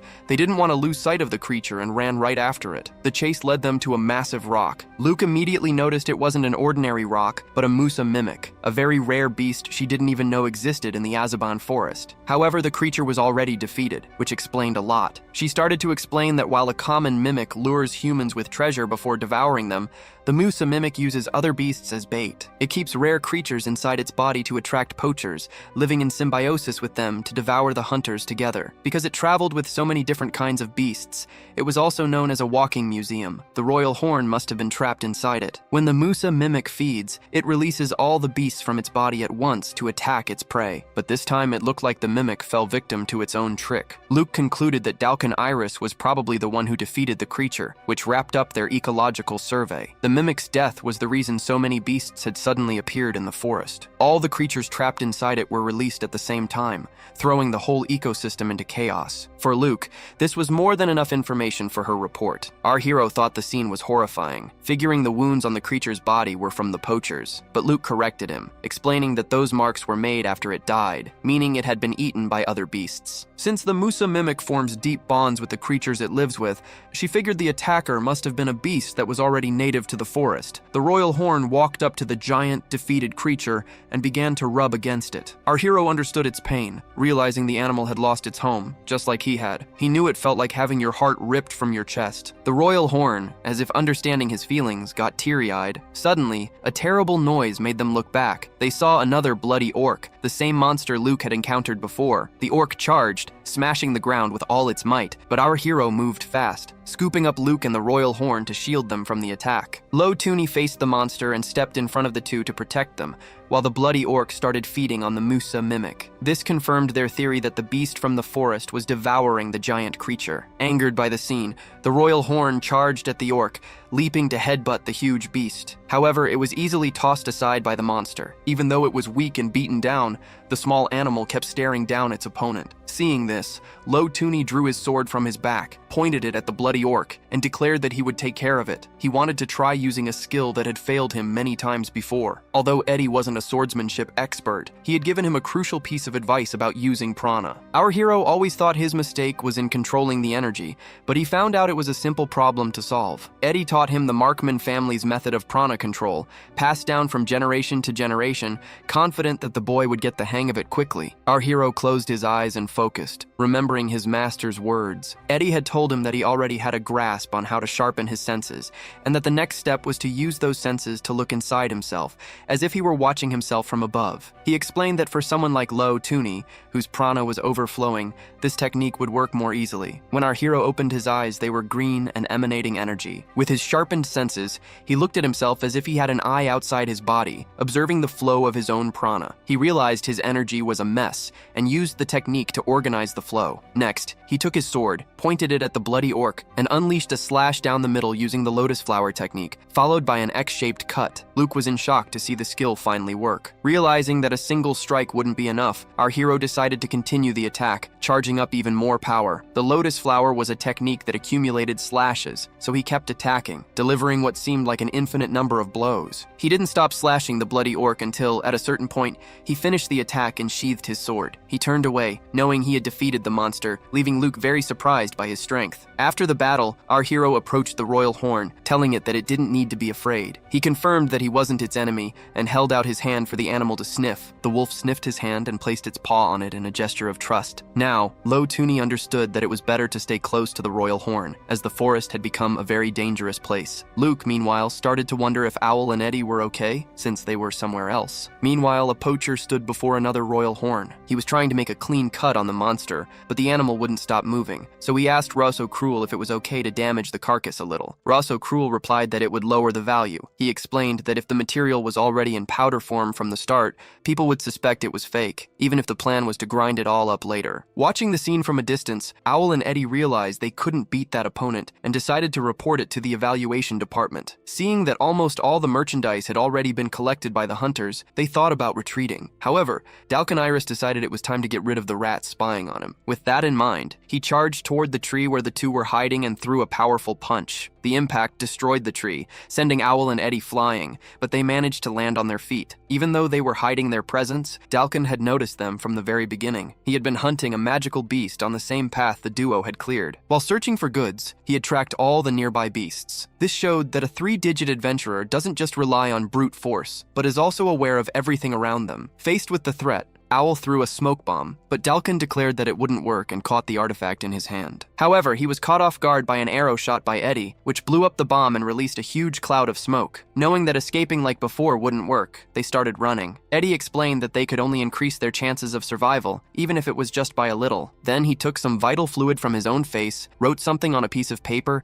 and wrapped it around an arrow. He then shot it into the air, stating that they had done everything they could. A moment later, Dalkin emerged from the smoke and asked if they had already given up on running. He called it a smart choice, since he knew the terrain perfectly. He claimed he would take them out with a single blow, but Owl challenged him not to underestimate them and got ready to fight. Eddie added that archers show their worth by providing cover, and that unlike the fight against Isami, they would be able to fight better this time. Owl's specialty was team combat, and with allies he could perform at his best. Eddie declared that he wouldn't follow weak orders, so they decided to attack together and began to emanate a large amount of prana. From a distance, our hero felt a strange energy and wondered if it was real or just an illusion. Luke then asked Lo Tuli what they should do with the royal horn. He replied that they needed to protect it and take it to the evaluation department later, because they couldn't just stand around. To get out of the forest with the animal, they would have to defeat Dalkin Iris. Luke agreed and thought of two options. The first was to report to the department and wait for reinforcements. Maybe someone at Lauda's level could arrive quickly. Otherwise, assembling a troop would take too long. Our hero considered that Dalkin controlled prana better than he did, and that he wouldn't be able to fool him for long. This led Luke to mention a second, simpler method. Before the plan was revealed, the scene cut back to the fight, where Owl and Eddie were still emanating prana, surprising Dalkin. The truth is, they didn't know how to use prana before, but as they mastered certain areas of their skills, the energy awakened within them, though they needed a trigger for it to happen. Owl had developed his senses working as a mercenary in group battles, and was an expert at assessing an enemy's strength. He hadn't been in any real trouble for the past few years. Eddie, on the other hand, was born a genius with a bow and arrow. With the support of a prestigious family, no one had ever challenged him. Unfortunately, neither of them knew defeat. But fortunately, they ended up meeting someone who introduced them to that reality. Lo Tuli, a prana user who was in a league of his own. That encounter was more than enough to open their eyes. Now, with their prana awakened, they charged at Dalkin. Owl attacked with the dagger he had picked up, but Dalkin blocked the strike and threw his arm down. Next, Owl tried another slash with the dagger he got from Lo, but Dalkin defended using his forearm, which was wrapped in prana. This showed his power, defending without any armor. Eddie could already shoot accurately in the forest, but now he was seeing the colors of prana for the first time. This allowed him to fire a guided arrow with even greater precision, aiming for the back of Dalkin's neck. The hunter dodged and tried to move toward where the arrow came from, but he changed his plan. He activated even more of his prana, causing the projectile to hit the ground instead. Right after that, another smoke bomb exploded on the spot. Despite dodging the slashes, Dalkin gets hit by an arrow right in the stomach. The perfect shot came from the top of a tree where Eddie had positioned himself. Dalkin Iris then realizes he's been tricked, and that the archer climbed the tree the exact moment the fight began. Their coordination was flawless, because as soon as the archer shared the positions, the swordsman would press the attack relentlessly. Taking advantage of the distraction, Owl moves in and drives his dagger into the enemy's leg. It's at this moment that Dalkin notices Owl using hand signals. Understanding that he's the brains behind their teamwork, he thinks he could figure out the signals if he had time, but he recognizes that the mercenary is a master of bluffs. Faced with their well-executed tactic, Dalkin Iris decides to fall back. He starts talking, saying that trafficking demonic beasts is more trouble than it's worth. He claims he was just playing with them the whole time because he didn't want to waste his stamina for nothing. He asks if they understand and taunts them, saying it doesn't matter if they come up with 1,000 strategies, because it won't change the huge power gap between them. In response, Owl tells him not to underestimate them, and right after that, Eddie fires another arrow. Sensing the danger, Dalkin Iris now focuses completely on the fight and manages to block both attacks. He reveals his true strength, using his number 48 rank in domination to overpower Owl and easily catch his dagger. Then, he simply shatters the weapon with his bare hands, showing off his 19th rank in grip strength. Right after, Dalkin lands an extremely powerful kick on Owl, who is sent flying backward with so much force that he breaks a tree when he slams into it. Feeling excruciating pain, Owl falls to the ground, leaving Eddie visibly worried. At that moment, Dalkin Iris rips an entire tree out of the ground and hurls it, proving he's 7th in the weightlifting rank. The impact leaves Owl completely broken on the ground, weakly calling out for Eddie. Dalkin approaches and comments that with his organs destroyed, he won't even be able to sell the mercenary's body, so he decides to just finish him off right there. At the exact moment of the final blow, however, a green prana slash appears out of nowhere. It hits Dalkin's arm and stops him from continuing. The hero had arrived just in time, thanks to the warning sent by Eddie's arrow. Lying on the ground, Owl tries to say something, but he can't finish the sentence. The hero appears on the scene, saying his method is pretty simple. As he draws his sword, he states with conviction that he is going to eliminate the villain. And so, the adventurer ranked number 2,700 prepares to fight Dalkin Iris, who is ranked number 672. From a distance, Rosso Cruel realizes Dalkin Iris is taking longer than he expected. Even though he doubted Dalkin was losing to such weak adventurers, he considered the unknown variable of the hero, Lo Tuli, noticing that the rising prana belonged to that very boy. On the battlefield, the hero steps up to face Dalkin Iris. The two stand face to face, radiating huge amounts of energy. The tension breaks when Dalkin takes the first step and throws a powerful punch. He follows up with a series of strikes that the hero skillfully defends with his sword. Next, Lo climbs a tree and with a quick movement, unleashes a spinning slash, but Dalkin Iris manages to block the first strike. Seeing this, the hero leaps from the tree and charges straight ahead at high speed, and his enemy does the same. When their attacks collide, a huge amount of prana is released, causing the environment to start distorting. Neither of them manages to land a hit. Dalkin Iris comments that Lo's movements have improved, but he adds with a sneer that it's only by a little, and that he's still no match for his strength. Then, the enemy leaps and unleashes even more energy. His aura charges forward like a bull, slamming into the hero. Even so, Lo Tuli stays on his feet and doesn't fall. Dalkin Iris charges with another powered-up punch, hitting a tree and then ripping it from the ground to use as a weapon, shouting that there's no chance of winning by running away. The hero ducks and dodges the tree that almost crushed him, while the illegal hunter jumps again, preparing another brutal blow. Lo remembers that Dalkin Iris is number 672 in the rankings, but he has already faced stronger opponents like number 11 and even Adal, number 1. As he sees the attack coming, he feels no fear and unleashes his prana to its absolute limit. The energy is so intense that it becomes visible to the naked eye and temporarily blinds the enemy, who stops his attack. Seizing the opportunity, Lo Tuli prepares a massive strike and lands a deep cut, severely wounding Dalkin. Annoyed, Dalkin Iris says it was a cheap trick and that the hero just copied the technique. Lo replies that his enemy doesn't even have a technique, and Dalkin charges forward with another punch. At that moment, the hero understands that he doesn't need to face brute force head-on, he just needs to use strategy. He remembers what Owl taught him about tactics. In a world where knowledge and patterns make all the difference, the key is to secure a numerical advantage. That's why Owl taught him simple patterns. The first step was a surprise attack, the second was to lure the enemy, and the third part was a coordinated attack. Exactly at that moment, following the plan, Owl jumps from a tree. Taking advantage of the opening, the mercenary lunges at Dalkin, who is furious because he didn't expect Owl could still move. Owl latches onto the enemy's body,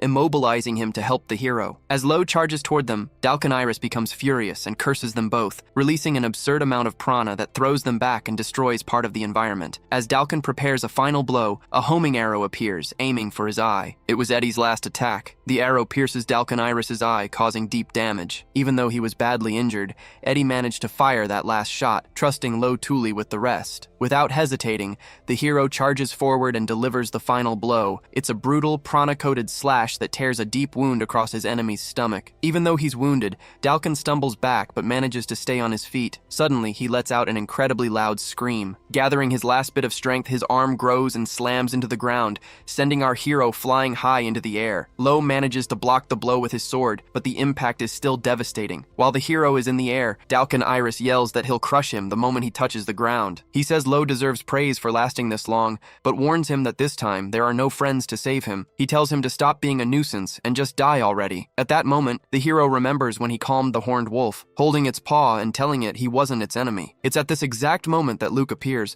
shouting for Dalkin Iris to stop and getting his attention. Taking advantage of the distraction, the horned wolf charges forward and lands a powerful blow, driving its horn into Dalkin's back. Immediately, Luke yells for Lo Tuli to end this once and for all. Answering the call, our hero descends from the sky like a lightning bolt, shrouded in green prana and letting out an aggressive roar. His first strike hits the enemy, who tries to defend with his forearm, but the cuts don't stop and keep piling up. The blows get heavier and heavier, driving Dalkin into the ground under the immense pressure. To finish it, the hero uses the lotus flower technique rank at the highest intensity he's ever reached. He finally defeats the illegal hunter by slamming him into the ground and creating a small crater. After the attack, Lo collapses from exhaustion, leaning on his sword for support after using so much energy. Luke notices that he's not okay and that his injuries are serious, but she still congratulates him, saying he was incredible for defeating Dalkan Iris. However, the protagonist replies that he only knocked him out. He says that although Dalkan won't be getting up anytime soon, the enemy is still alive, his face completely disfigured. Suddenly, Dalkan grabs Lo Tuli's face, saying he's going to kill him and send him to hell. Luke yells for him to let go, but at that moment, she feels a strange and bizarre energy coming from him and falls to the ground,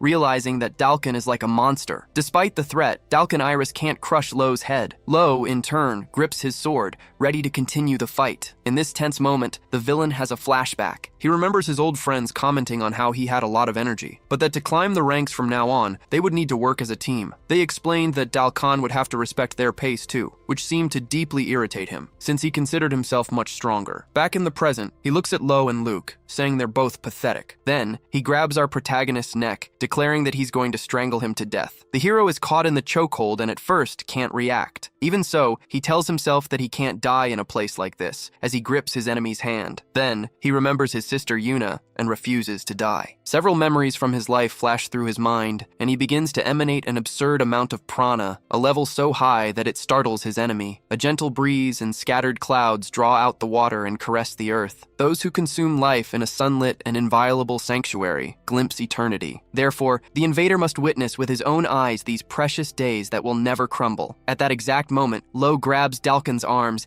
and rips them from his body with surprising strength. Completely in shock, Dalkan asks what the protagonist did. To everyone's surprise, our hero used the arts of the Thuli tribe. It was Lo's technique, known as the Descent of the Celestial Spirit. This powerful enchantment left the onlookers confused, as it was so different from other techniques. Emanating an immense amount of prana, Lo spoke the words of the enchantment, and with a quick move, ripped off one of his enemy's arms, who reacted with fury. Dalkan tried to retaliate with a brutal punch using his left arm, but the instant he touched Lo's chest, he lost his other arm too. Lo declared Dalkan's defeat, and then delivered a fatal slash to the illegal hunter's chest, eliminating him once and for all. As the enemy fell, the protagonist thought to himself that the rankings were a horrible thing. This situation made Dalkan remember the past, when he was told that he needed team performance to climb the adventurer rankings. Even though he had completed missions alone and reached rank 5,800, the final judgment was that he lacked team spirit. Annoyed, Dalkan Iris slammed his hand on the director's desk, demanding to be judged only on his individual performance. After all, he was much stronger than most double-digit rankers. The evaluator, however,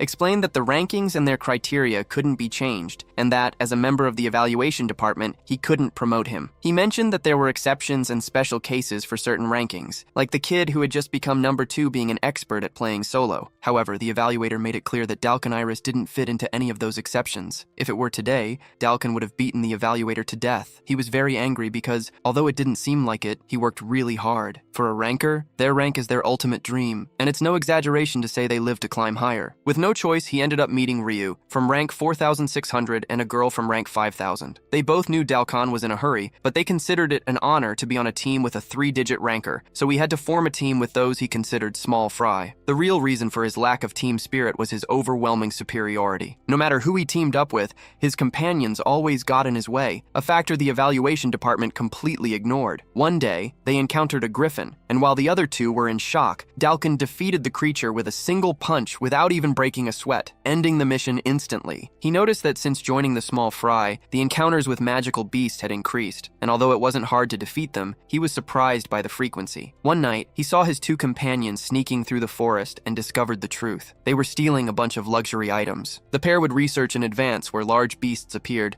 and during the adventure, they would secretly lure the monsters, using a high-level ranker like him to take care of the threat. They were talking to each other about how they looked for rankers who didn't understand how the world worked, so they could use them as much as they wanted to get what they desired. Seeing that trash, Dalkan ordered them to drop the bag. In a cowardly move, the boy punched the girl in the face, planning to blame Dalkan so he would lose his rank. The traitor then shouted, asking how Dalkan could dare to hit his own companion companions and claiming that this was the reason he couldn't climb the ranks. He threatened to report the incident to the evaluation department. He knew that no matter how much Dalkan defended himself, their word would be worth more, since he was seen as a ranker with no team spirit, while they were considered generous. To top it all off, they said that if Dalkan apologized, they would pretend nothing happened. The idea of having to obey that trash just to climb the ranks made Dalkan so furious that he couldn't control his anger and eliminated them both right then and there. He never regretted that decision. However, the evaluation department didn't take long to find out what he had done. Murdering another adventurer is considered a very serious crime. However, Dalkan's past achievements were taken into account, and he wasn't arrested. Instead, his rank was revoked,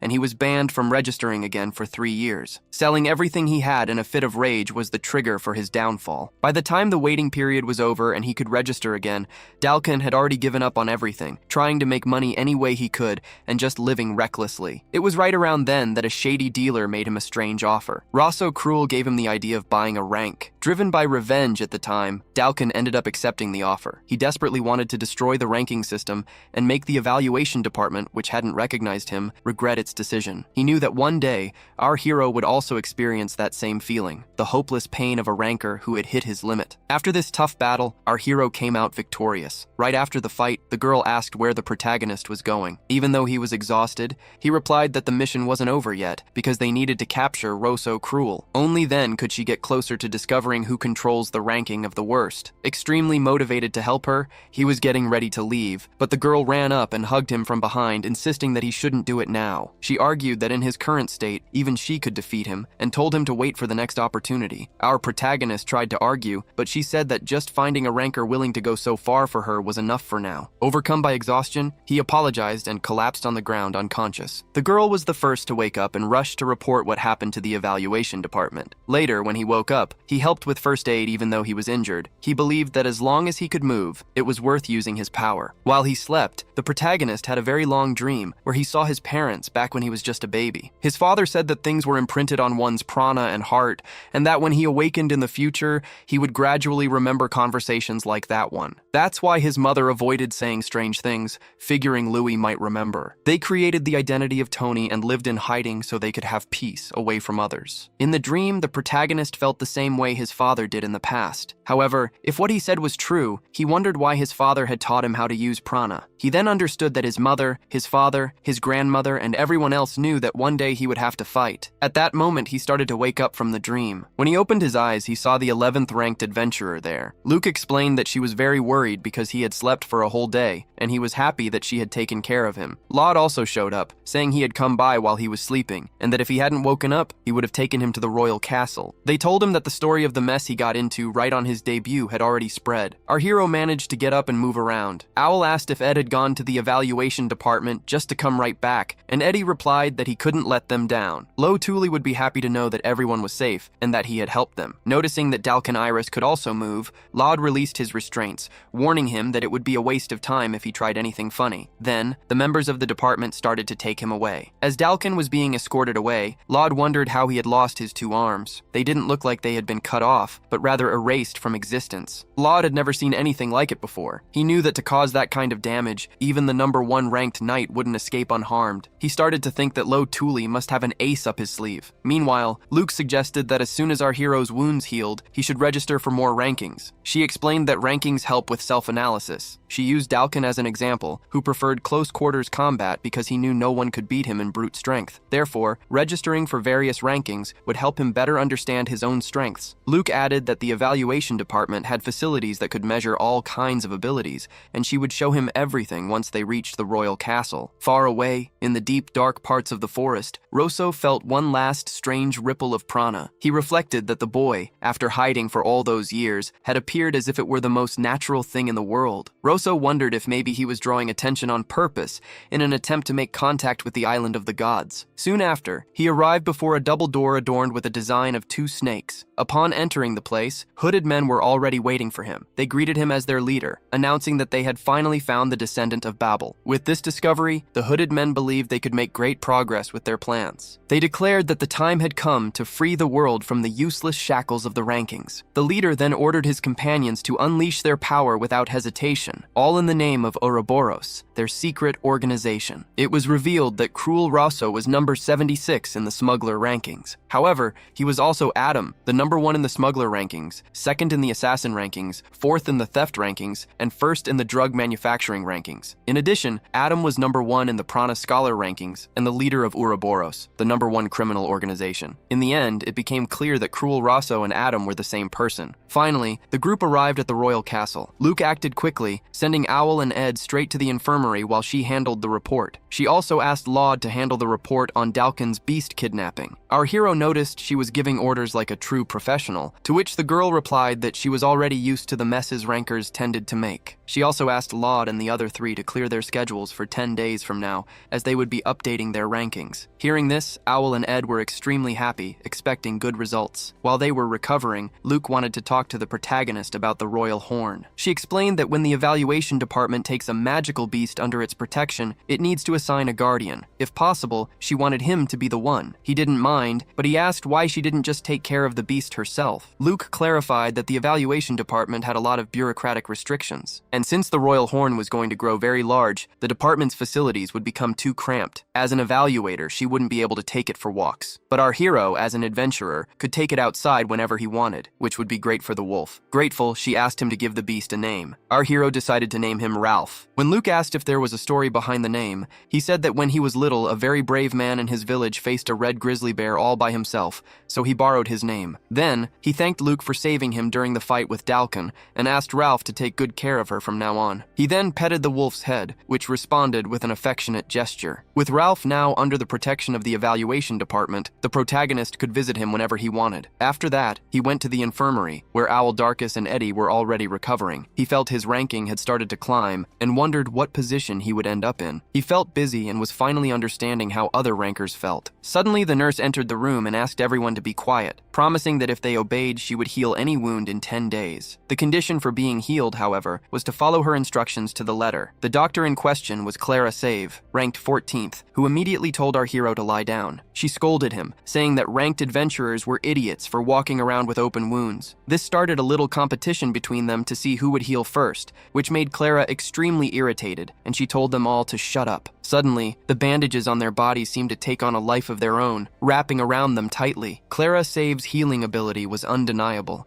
and in an instant, everyone was completely recovered. During the recovery period, Luke visited them a few times, but she seemed very busy, probably swamped with work. The evaluation department was known for being the most rigorous and impartial institution in the world, and it was clear that Luke was working incredibly hard. In a scene in her office, she commented to her secretary that the evaluations were complicated and required some tough decisions. She then asked her to contact a Prana scholar named Layla, because no matter how much they searched, they couldn't find any information on a tribe called Thule. 10 days later, everyone gathered in front of Luke for their ranking update. She explained that to update a complex ranking like an adventurer's, they had to rent an entire room to process a mountain of data. This involved cross-referencing information with every other type of ranking. Normally, several people worked on this, but to everyone's amazement, she revealed that she did almost all of it herself, with a friend only helping for a short time. They were in shock, since the adventurer ranking was famous for its complicated process. The fact that she had updated all 3 of them on her own proved just how competent she was as an evaluator. Luke simply said that it was her job, and got straight to the point, starting the update. First up was Owl Darkus, who was ranked at 6,300. She pointed out that during the forest patrol, he had cornered Dalkin, a violator of the ranker's law, demonstrating exceptional cunning and strategy. His strategic thinking, even with a makeshift team, and his leadership were decisive. Considering all of this, Owl Darkus's new adventurer rank was announced as 2,067, an impressive climb of over 4,000 positions. Next was Eddie Markman's turn, who was ranked at 6,700. Luke praised his great performance during the Azaban Forest Patrol,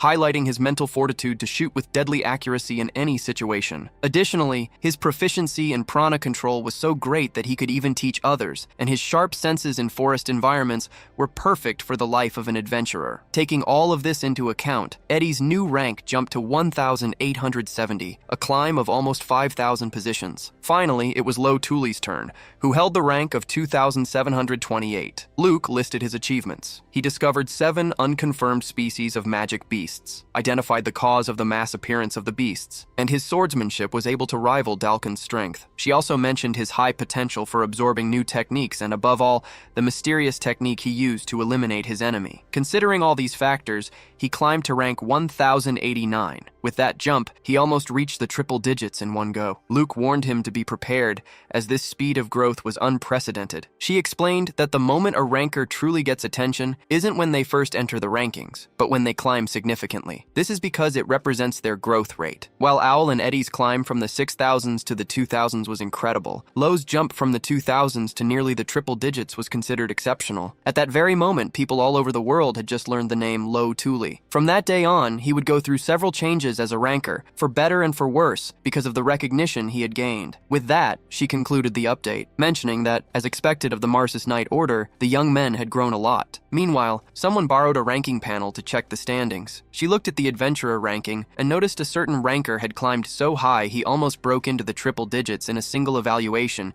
even though he'd stolen a swordsmanship style. Realizing this, the girl got furious, but she quickly apologized for the damage she'd done, admitting she got a little carried away because of that boy. Lo then found out there was a place like that in the evaluation department. They arrived at a giant facility that was the department's pride and joy, a place known as the Challenge Room. Inside, some people were studying intensely while others were hitting punching bags with all their strength. Luke took this chance to remind him of something she'd said before, that it was a good idea for Lo to register for multiple rankings. She explained that in the Challenge Room, it was possible to measure a ranker's various skills and find out their position on the spot. Since it was an extremely valuable facility, only found attached to the major evaluation departments in each country's capital, it made updating simple rankings very easy. Lo understood that there were easy-to-update rankings, like the search ranking he updated with the rank cell the other day, and more complex ones like the adventurer ranking, which required a visit to the department, Luke continued, clarifying that the easy-to-update rankings had tougher competition and could be used as a stepping stone to climb the main ranking. Lo Thule was a surprisingly quick thinker,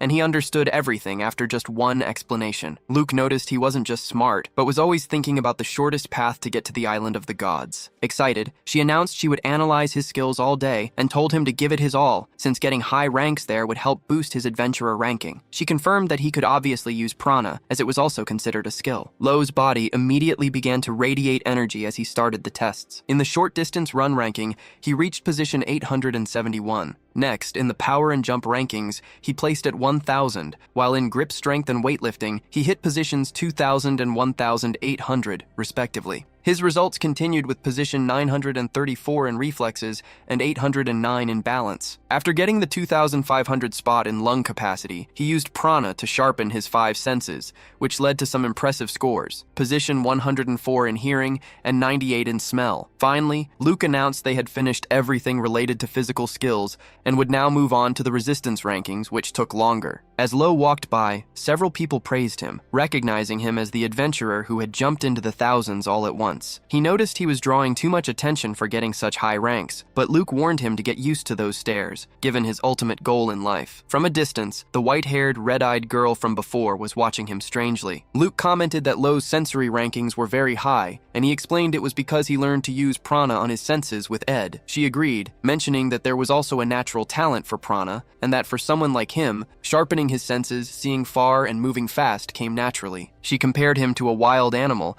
but she figured his muscular strength didn't seem to have much room to grow. Considering his high ranks in the short sprint and reflexes, Luke concluded that he should focus on agility. "That's a tough call, but a wise one," said Director Gran, who appeared out of nowhere. He greeted Luke, happy to see her after a long time. Luke explained to Lo that the director was a very important person, and the two of them immediately bowed their heads in respect. The director, for his part, joked that good manners didn't earn you any points in the adventurer rankings. Lo felt like he'd heard that phrase somewhere before, and soon the explanation about the man came to him. Gran was the director of the Trashista branch of the evaluation department, an organization that got rid of hierarchies to keep things fair, making most positions equal. However, Mr. Gran was a rare exception. He was an amazing person, and a famous talent scout in the city, responsible for overseeing an incredible number of top rankers. That's when Lo remembered hearing the same phrase from Laud. Realizing Gran was also the one who updated his rank to its current position, Gran humbly said he wasn't such a great evaluator, and that in fact, he was the one responsible for Dalkin Iris. That's why he came personally to apologize and express his gratitude. He praised Lo Thule, ranked 1,000th, as a new generation ranker who had achieved incredible feats, and thanked him for stopping Dalkin. Gran then informed him that the investigation into why Dalkin fell was complete, revealing that the members of the party he formed had tried to set him up. It turns out the duo was constantly throwing extravagant parties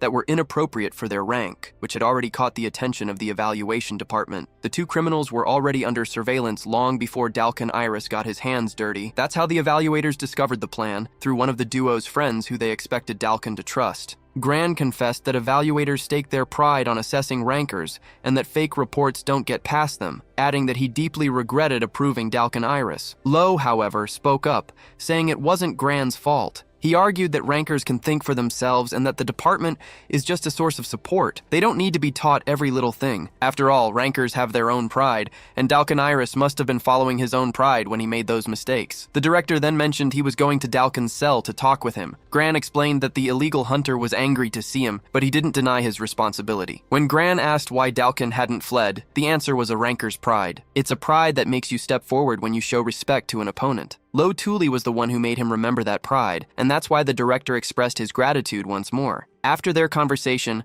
the director said he would leave right after them. Luke then announced they were going to try and update a few more. When Lo asked which ones, she replied that since he uses a sword, they'd try the swordsmanship ranking. Also, out of personal curiosity, she wanted to try the prana ranking too. Director Gran, however, warned that it would be difficult to measure prana in that location. He explained the country was relatively advanced in technology, but it was lacking when it came to prana. Gran stated that with the equipment they had, they wouldn't be able to measure Lo's prana. He advised Luke to be prepared if she planned on continuing as his exclusive evaluator. Then, the director left, leaving Lo and Luke confused by his words. Not knowing what he meant, they walked over to a prana measuring machine. Luke explained that there are prana-related rankings, but after Gran's warning, she decided to focus on the sword rankings for now. She explained that the sword is a popular weapon with many different rankings, like one for speed. However, before they started, Luke asked Lo for a very important favor. She told him not to use the Sword Saint style, because it was a special style passed down from a master to a single disciple, inherited by the #1 ranked knight. For every other ranker, the Sword Saint style was a dream and a goal, and it was no exaggeration to say that most of them were trying to inherit that style. That's when Lo finally understood the true magnitude of the technique Adal had taught him. Luke explained that even though Lo Tuli was throwing slashes around like it was nothing, it was actually a very advanced technique. She believed that only swordsmen ranked 800 or higher were capable of such a feat, which meant that out of 2 billion people, only 800 could do what he did. She went on to explain that the founder of the Sword Saint style was the first #1 knight, Lawrence Wolfe Raven, a first-class swordsman and also a scholar who created many sword styles. The Sword Saint style was considered his masterpiece,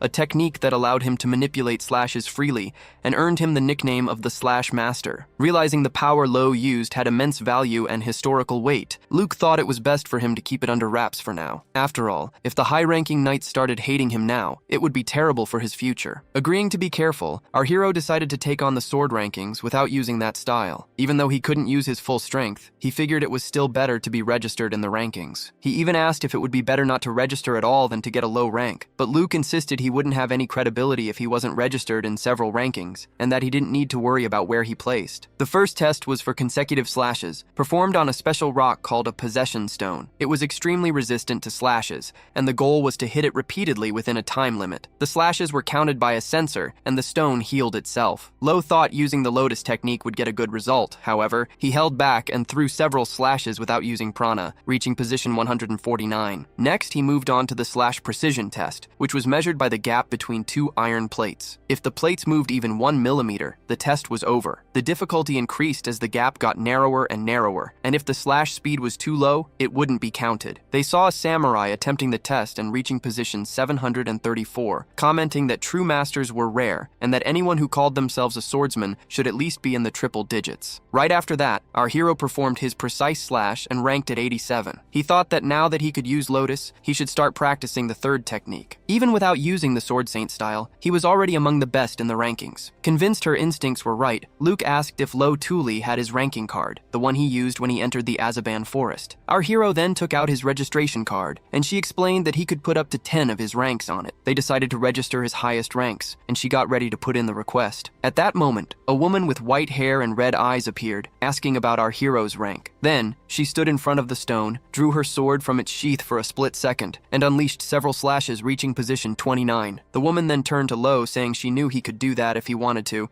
since he was a user of the Sword Saint style. Luke was shocked that he'd been found out so easily. Without hesitating, the woman challenged Lo Tuli to a fight. If she won, he would have to give up his sword forever. She said they should go somewhere else because knights were watching them. Our hero followed her to an outdoor area of the castle, where she revealed that the leak of the Sword Saint style was a tremendous humiliation for her, and that she didn't want to see anyone like him using that style. Showing a bit of courtesy, she introduced herself as Setsu Aurelia, Ranker Knight 305, and said he should understand her pride as a knight. Luke, still confused, asked how she found out that Lo used the Sword Saint style. Setsu replied that he used the technique right out in the open during the adventurer registration test, and that anyone could have noticed. It turns out one of her seniors, who was also a Ranker Knight, took the same test and noticed the technique. As soon as she heard her senior's explanation, she knew that Lo had stolen the style. Lo tried to say he didn't steal it, but she wouldn't listen, since she couldn't imagine that Adol himself had taught him. To her, it was absurd to believe there was any chance a classless person like him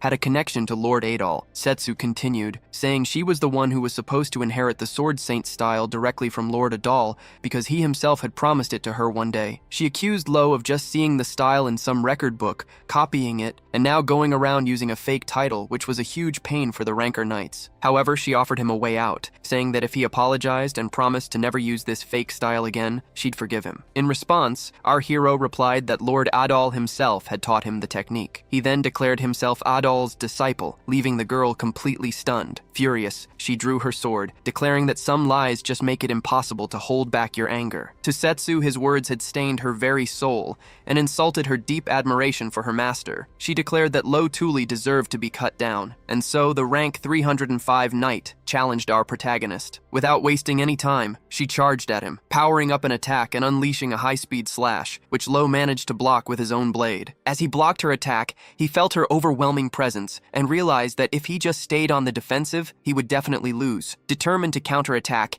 he prepared a slash using his prana, which began to surge with incredible power. Seeing this, she also expanded her prana to an insane level and decided to unleash a slash of her own. Both of them used the Gale slash technique, and their attacks clashed. Even though it was the same technique, her version was clearly faster than our protagonist's. When their attacks finally dissipated, he was left with a small cut on his face. Seeing that he needed more, he decided to use the Lotus technique. Immediately, Setsu decided to show him a real technique too, countering with the Lotus flower. The two attacks clashed again, and our hero yelled out, trying to put more force behind the impact. An incredible sight formed where they clashed. A large lotus flower, made from both of their pranas, bloomed, marking the battle between two users of the Sword Saint style. Lo found that strange, because the style is passed from the master to a single disciple. If he learned from the master, it didn't make sense that Setsu Aurelia also knew how to use the technique. He noticed that while her form was a bit rough, she more than made up for it with her pure skill with a sword. While our protagonist continued to block her attacks,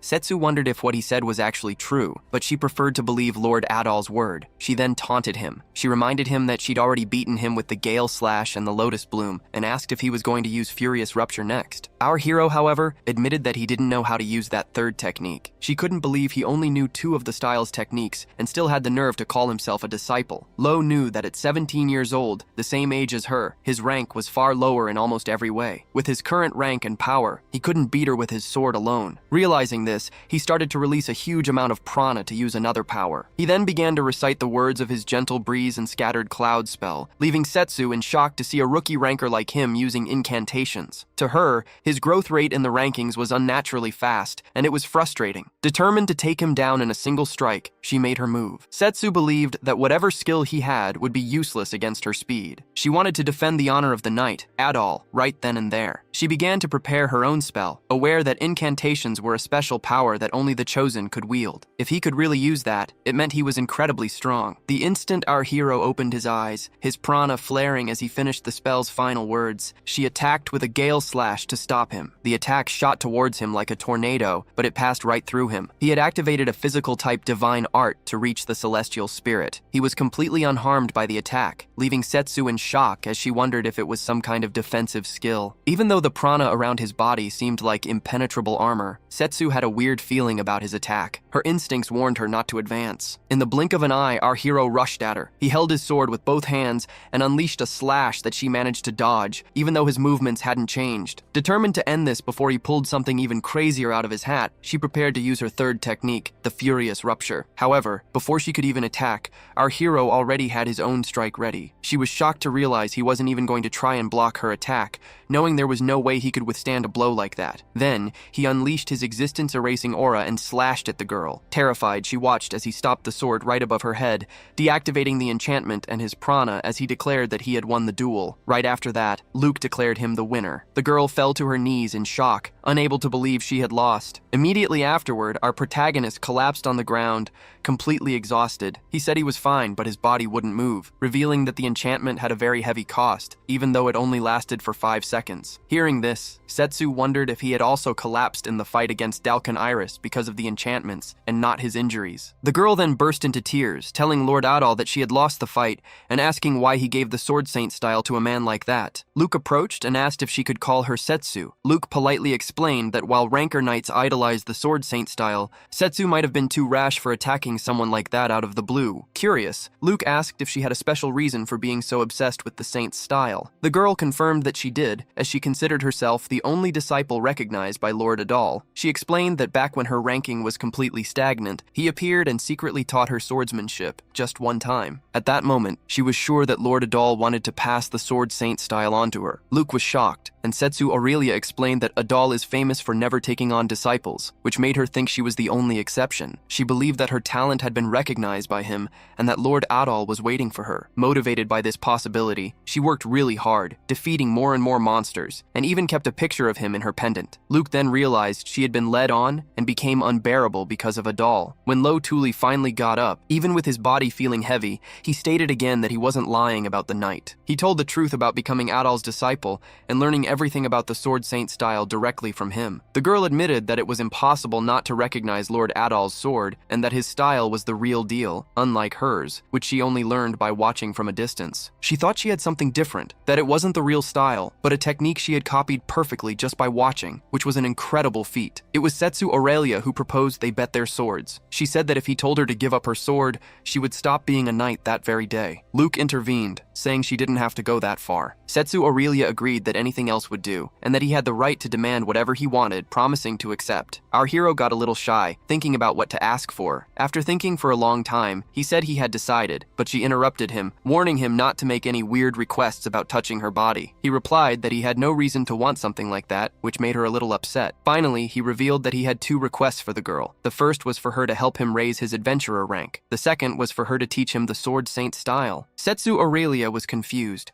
arguing that he should know the style better than she did. He argued back, saying he only knew how to use 2 techniques and that his skills were still weak. In turn, he thought it was incredible that she had managed to copy the style to that level just by watching. The girl replied that even if it was an imitation, performing the revered Adal's techniques poorly would bring shame to his name. She stated that even a loser has their pride and asked to borrow his rank cell for a moment. She intended to check some knight missions that could help him rank up. Our hero then asked the evaluator if he could take on knight rank missions. Luke explained that normally they can't accept missions exclusive to a specific ranker class, but the rules allowed it if he was accompanied by a guardian of that class. The hero figured that taking on knight missions wasn't the fastest way to raise his adventurer rank. Luke agreed, but explained that he needed to expand his skills and cover his weaknesses to truly progress. He added that factors like knowledge, negotiation skills, and teamwork were also crucial, and that focusing only on adventurer missions would limit his growth. Therefore, by taking on knight rank missions now, he would gain an edge to surpass his rivals, turning this opportunity into a chance to grow immensely as an adventurer. Luke continued, saying that the knight ranking, just like the merchant ranking, placed a high value on trust. Because of that, it required not just strength, but also dignity, a quality that Lord Adal had in spades. Our hero had felt this for a while, but the picture Setsu and Luke painted of Adal was very different from the one he knew. To him, Adal was a bit of a slacker who did everything carelessly. Hearing this description,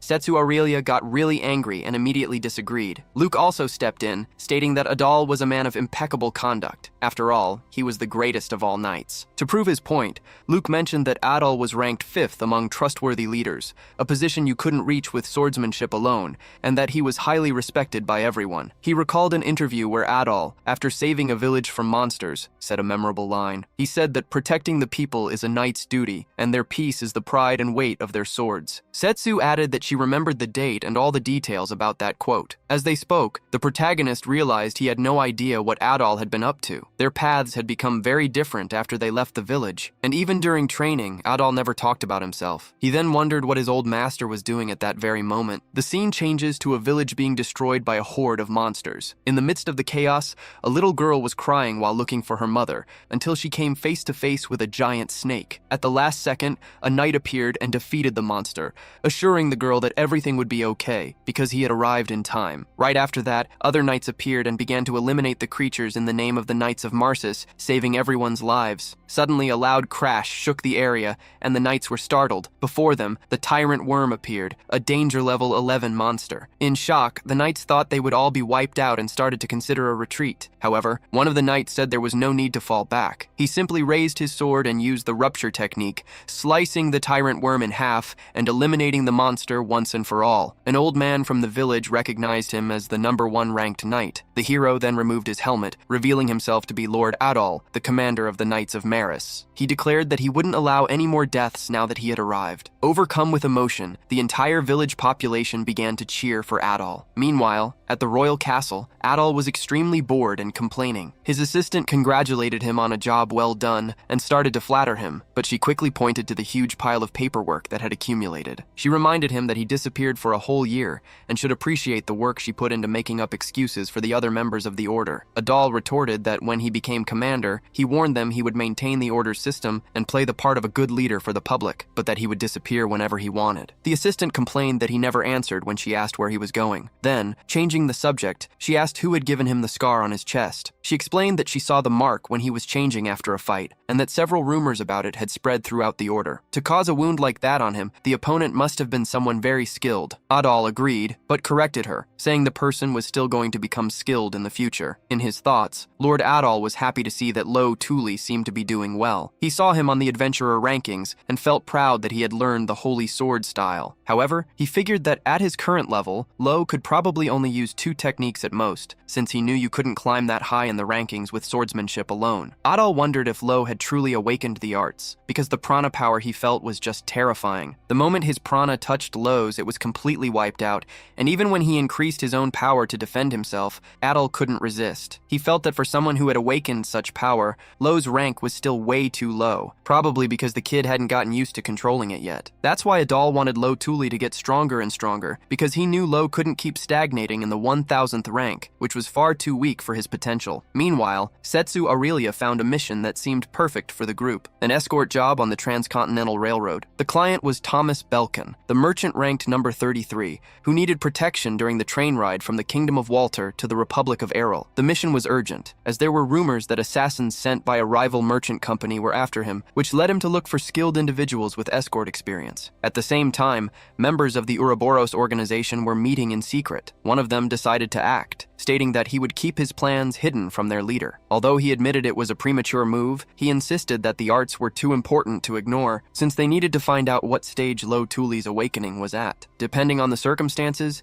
they considered that it might not be a problem to tell him the truth about the Island of the Gods, thinking they might get along with Lo better than they expected. At that moment, the member took off his hood, revealing he was a robot, and mentioned that the kid was a human who was also searching for the legendary island. The group arrived at the Dream Zephyr station, the Transcontinental Railroad connecting the Kingdom of Walter to the Kingdom of Errol. The train was an impressive sight, with its 31 cars capable of carrying 600 passengers on a 6,000-kilometer journey. Lo, who had never seen a train up close, was amazed as he watched the gigantic structure moving at high speed. They had a meeting scheduled with the client on the platform, and they knew it would be easy to spot Thomas Belkin because of his flashy appearance. Knowing that trust was vital for a bodyguard, Luke told Lo to show his rank card right away to make a good first impression. However, when Lo found Thomas Belkin and showed him the card, the short merchant slapped his hand away, declaring that he wouldn't entrust his life to a brat. Stepping in, Setsu Aurelia asked if the merchant had looked her up. Thomas admitted he'd seen her rank, but then Setsu revealed something that wasn't in the records. She was a Sword Saint candidate. Hearing this, Thomas Belkin was in shock, his eyes wide with surprise. The title of Sword Saint was the position given to the one who reached first place in the overnight rankings, and candidate was a nickname given to those ranked high enough with the potential to reach that position. Although rank was the main criterion, compatibility with the fighting style weighed heavily due to the unique nature of the required swordsmanship. Because of her talent, Setsu Aurelia had been chosen as the youngest sword saint candidate in history. Setsu then pointed to Lo, stating that he was even more skilled than her, a sword saint candidate. Lo Tuli formally introduced himself, and the merchant, now convinced, was very impressed. Next, Luke introduced herself as Lo's exclusive appraiser, which was a huge relief for Thomas Belkin. He confessed that his nerves were shot because of recent terrifying experiences, and that he didn't even trust his own people. With the deal sealed, Thomas asked the trio to accompany him to his cabin so he could fill them in on the mission details, and together, they entered the golden car to begin their escort duties. When Lo Tuli was asked if it was his first time on the Dream Zephyr, Luke took the opportunity to explain the train's layout. She wanted to make sure he could handle his escort duties properly. She started by showing him the bronze car, where the cheapest class traveled, and pointed out that their destination was the gold car, located further up front. In the opposite direction, at the very back of the train, was the pet area. Between the two ends, there were 2 public restaurant cars, 2 department store cars, a library car, and 6 silver cars. These were used by people a little wealthier than those in the bronze class. The train also had a large public restroom, a hospital, a garden, a swimming pool, and a luxury restaurant. Finally, they arrived at the gold car, which housed a casino and the driver's cabin. Luke explained that tickets for this area were extremely expensive, so only the very rich could afford them. She told them they could use the room next to Thomas Belkin's. Once they were settled in, Setsu Aurelia got straight to the point and asked Thomas about the enemy they'd be facing. The merchant revealed it was a rivalry involving one of his company's lifelines. When Setsu asked if he knew the Laude company, the merchant realized they had done their homework. He understood they already knew part of the situation. Thomas Belkin then confirmed that their job was to deal with the assassins sent by the Laude company. Setsu noticed he was being evasive, as if he was hiding something, and asked him how long he'd been a target. He replied that it was a recent development,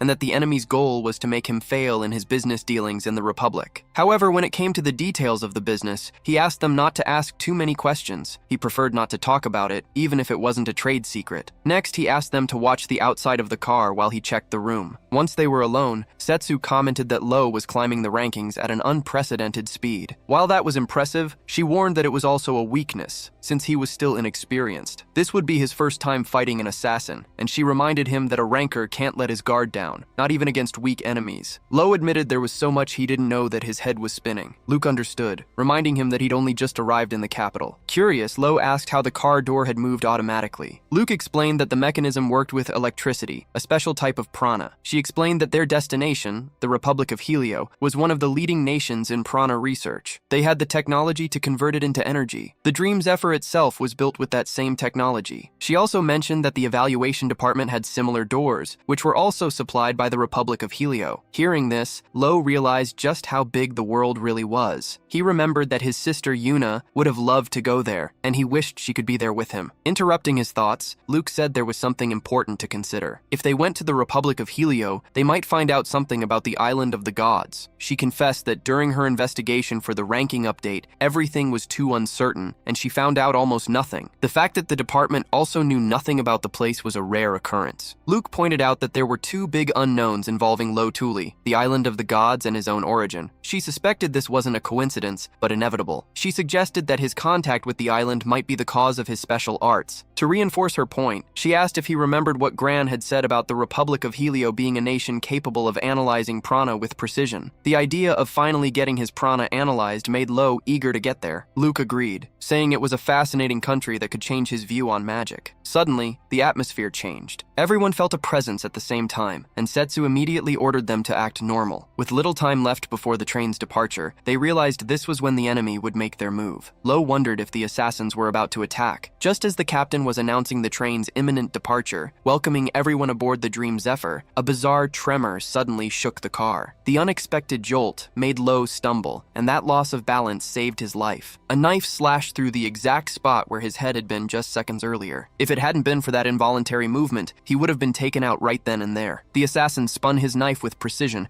remarking that the kid was lucky, but promised there wouldn't be a second chance. Emanating a huge amount of prana, he lunged forward again, preparing a second fatal attack, and declaring that Lo couldn't do anything from that position. In response to the charge, Lo threw a hunting dagger at the man, who dodged it easily. Taking advantage of the distraction, Lo used a feint to get under the assassin, landing a powerful punch to his chest before he could react. Then, he caught his sword in midair and set his stance, facing the enemy without fear. The assassin didn't hesitate and launched into a brutal assault, but Lo blocked the blow with the blade of his sword. The enemy then leaped over him, used the ceiling to gain momentum, and came back with a swift attack with his knives. Despite the speed, Lo managed to dodge 2 simultaneous strikes, realizing the attacks were repeatedly aimed at his solar plexus. Spotting an opening, he seized the moment and delivered a final blow that knocked the attacker out. Before he could even speak to Luke, Lo sensed the presence of 2 more enemies and immediately ran toward them. When he got there, he found Setsu Aurelia, who had already taken out the other 2 assassins. She commented that the attack happened very quickly and noted that while the enemies seemed afraid, their movements were extremely aggressive. Given how dangerous the situation was, Setsu suggested they temporarily halt their journey. However, Thomas Belkin refused the suggestion, stating that his business couldn't stop. Faced with his refusal, Setsu decided to dispose of the attackers discreetly so as not to delay the train's schedule. She threw the bodies out the window, realizing that's how they had gotten in. Setsu admitted it was a brutal method, but a necessary one, since there was no time to interrogate them or keep them under guard. The solution was to simply get rid of them, and she even commented that people with that skill level wouldn't die so easily. Soon after, the group met with Thomas Belkin for a strategy meeting. When asked about the assassin's level, Luke estimated they were around rank 500 in the crime rankings, which indicated a lot of combat experience. Additionally, they showed a flexibility comparable to a rank 300 knight. However, Luke felt they weren't that good in a direct confrontation. The assassin Lo faced, for example, was off balance. If he had been more stable, he could have been much more dangerous. She warned about the risk of more surprise attacks, stating that stronger enemies were likely still to come, but she believed they could handle opponents at that level. Next, Luke explained an important concept known as the digit barrier, a technical term among rankers. She detailed that in any ranking, there's a huge skill gap at the digit boundaries, like between the 10th and 9th positions, or between the 100th and 99th. Even though the number only changes by 1, the jump in power is immense. The most accepted theory for this is that many rankers push themselves to the limit to cross these boundaries, creating a chasm of skill. To put it in context, she pointed out that Lo Tuli was at rank 1089 in the adventurer rankings, with the 3-digit barrier right in front of him. This ranking range is considered a real hell, since it's packed with adventurers desperately trying to reach the triple digits. As a result, the missions at this level are way tougher, and Luke says this could be a huge challenge for Lo. Realizing it's necessary, and at Lo Tuli's own request, Setsu Aurelia decides it's time to start his training. To do this, they climb to the top of the train, where the wind is blowing with extreme force. Setsu decides to use this to her advantage, since she'd already noticed something when they crossed swords earlier. Lo's prana control is still very basic. He clearly prioritized learning techniques over strengthening his fundamentals. Now he's forcing moves he hasn't mastered, wasting huge amounts of prana in the process. Setsu explains that the Sword Saint style is far more advanced than he thinks, and to keep up, he needs to master advanced prana techniques. Although our hero understands that these techniques are powerful, he believed he could get stronger just by practicing with his sword, but she strongly disagrees. Setsu points out that there's something fundamental he needs to fix. During their duel, he let his emotions take over, and his movements lacked clarity. To prove her point, she suddenly disappears and reappears behind him in the blink of an eye, placing her sword at his throat. She then explains that what she just did is the foundation of the Sword Saint style. It's a storm of strikes so fast they're impossible to see. That's the true essence of the style, but Lo Tuli is still way too slow to pull it off. However, she claims that if he follows her instructions correctly, he'll be able to use the third technique, an explosive and extremely difficult skill known as the Raging Rupture. Setsu reveals that what he's learned so far is just the basics, and that the more advanced techniques have an insane jump in difficulty. With a hint of frustration, she admits that even she hasn't been able to master them completely. She only copied the style by watching, without ever reaching its perfect form. Still, she recognizes Lo's potential. Even though it's incomplete, he's already using the true style. This fact both bothers and motivates her. With the strong wind blowing on top of the train, the two of them finally take their stances, and the training begins for real. Setsu mentions that the technique is special even among the Sword Saint styles. She recalls that Lord Adol used to say its applications were limited, but it allowed the user to take down many enemies at once. The mention of his master makes Lo Tuli pay even closer attention. He vividly remembers when Adol used his prana to unleash an insane slash. The sight of that man slicing through an entire mountain had left Lo completely in shock a year ago. He thought about it all the time because in that moment, Adol didn't seem like an ordinary human anymore. Setsu Aurelia Aurelia's first lesson begins in a completely unexpected way. She simply takes out a rope she had bought at a shop, prompting Lo Tuli to ask if she plans on tying him up. She says no, and then gives a demonstration, tossing the rope far away with a simple motion. Setsu then says that if he can do the same thing, the lesson will be over. Feeling confident, our protagonist tries to copy the move, throwing the rope with all his might. But to his surprise, it comes right back and smacks him in the face, pushed back by the relentless wind on top of the train. Setsu Aurelia explains that's exactly why he needs more speed and control. Since the rope is so light, it requires an absurd amount of precision to cut through the wind. She then continues her lesson on prana, saying that it gets stronger the more it flows, and can take on the force of a river or a waterfall. The goal is for Lo to channel this energy wherever he wants, like his hands, feet, or eyes. He has to do this without losing stability, even when he's using his maximum power. Our wild ranker then tries again. This time, he focuses prana into his arm and throws the rope, but it still doesn't go very far. Setsu Aurelia immediately points out that it's a mess, explaining that prana originates from the center of the chest. Because of that, he needs to learn to control the time it takes for the energy to reach the ends of his body. Lo tries again, now increasing the amount of prana and concentrating as hard as he can, but Setsu stops him right away. She says that's exactly what he shouldn't do, and scolds him for continuing to use only brute force. Setsu warns that he'll never learn the correct technique that way,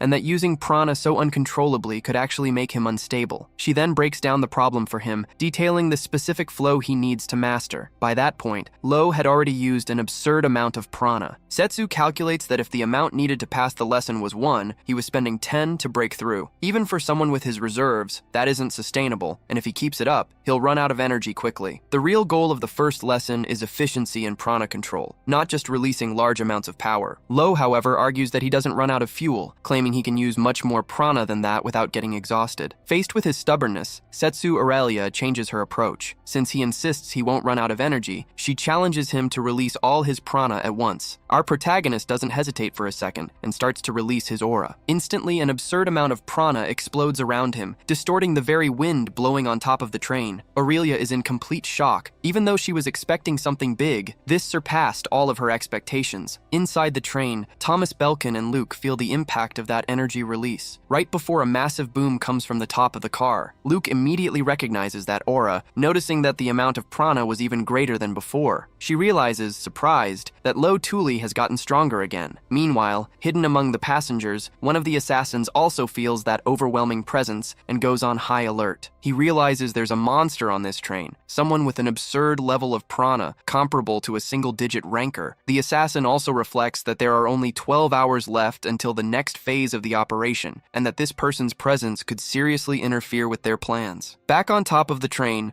Tuli's prana completely dominates the area. Setsu wonders how someone with this level of power can still maintain a human form, but at the same time feels lucky, since it would surely deter any enemy. She recognizes that he's one of the world's top rankers in terms of raw prana, and finally admits to herself that Lord Adol's apprentice is, in fact, a monster. Later, Setsu talks with Luke, relieved that they've finished the first stage of the training. She explains that the plan consists of 3 lessons, and that, starting the next day, the second part will be even more brutal. Noticing that Thomas Belkin is still in his room, she comments on his prana, mentioning that few people can truly use it. Then, the topic shifts back to Lo, and Setsu observes that for a swordsman, controlling prana flow should be basic, but he wastes a huge amount during the day, probably not even using 1/10 of his power correctly. Seeing that they were alone, they switch their focus to business, and Setsu shows Luke a detailed analysis of the target they need to protect. Luke was impressed with the compiled information on Thomas Belkin's personality and tastes, noting that the common practice of hiring knights for protection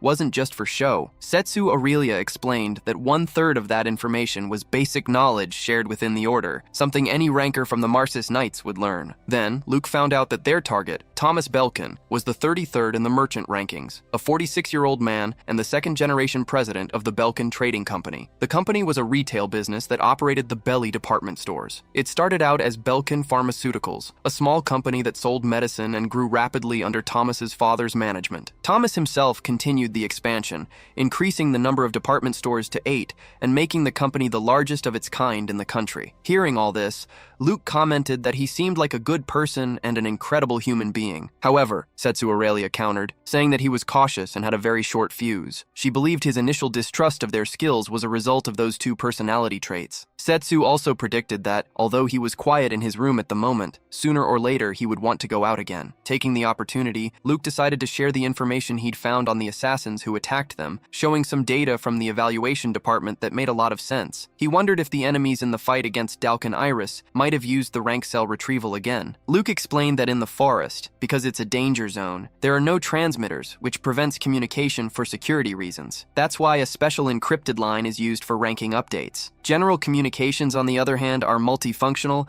but have a very short range, and long-distance communicators use simple transmitters. Getting back to the assassins, Setsu commented that the three of them were clearly coordinating their actions. The timing of the attack was too perfect to be a coincidence, since they would normally be hired individually. The precise coordination meant they were hired as a team. She explained that while it's hard to identify a single assassin, a team is different. They can be tracked by their area of operation, the skill level of their members, and the makers of the weapons they use. Based on these characteristics, she had no doubt they were from Despada, a group of assassins that held the 49th spot in the criminal organization rankings. Setsu continued her explanation, revealing that Despada is a subsidiary of Desdora, the 6th most dangerous criminal organization in the rankings. Despada's high command consists of high-level ranker assassins dispatched directly from Desdora. She warned that the group should be very careful, as their elite could be on the train, which would make the situation much more difficult than they could handle. Meanwhile, somewhere else on the train, the man from the criminal organization was reading a cipher and saw that the preparations were complete. Sitting near the window, he noticed his companions were intimidated by that prana from before. Although he'd hoped to retire without getting his own hands dirty, he realized he had no other choice. Removing one of his gloves, he decided he would act. This was Joman Teppel, the 108th in the assassin rankings. The next day, Thomas Belkin came down from his room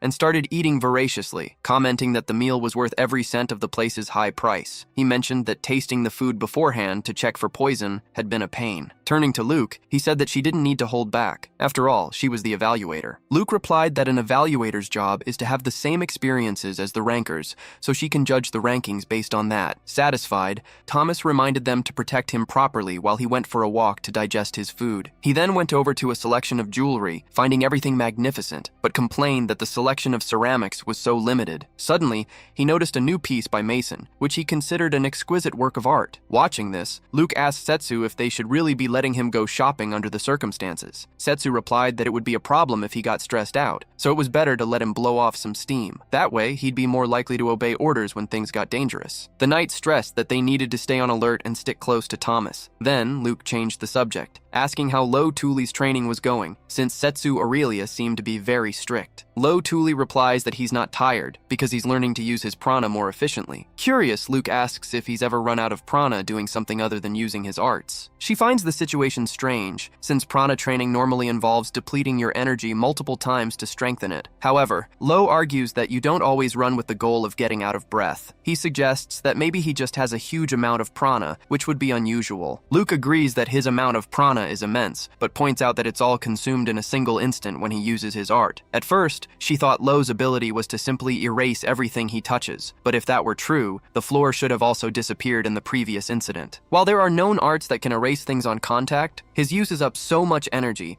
that there must be a much bigger effect to justify that cost. With Lo's permission, she offers a hypothesis. His art could be the ability to erase anything that's inconvenient for him. Lo thinks the idea is a bit of a stretch, but Luke insists that the description perfectly fits what happened. Besides, she points out that the ability doesn't make him invincible, as it comes with severe drawbacks. These include the worst prana consumption she's ever seen, and the fact that he passes out after using it. He can only activate it once and is unable to move for a long time afterward. This means the risk of using the ability can often be greater than the reward. At that moment, Setsu Aurelia returns and notes that the assassins still haven't shown themselves. The protagonist realizes they have no choice but to remain on high alert. Suddenly, the train's lights go out, plunging everyone into darkness. Shocked by the sudden blackout, Lo understands this is the enemy's move to confuse the crowd and make them unable to react. In the middle of the chaos, Thomas Belkin starts screaming.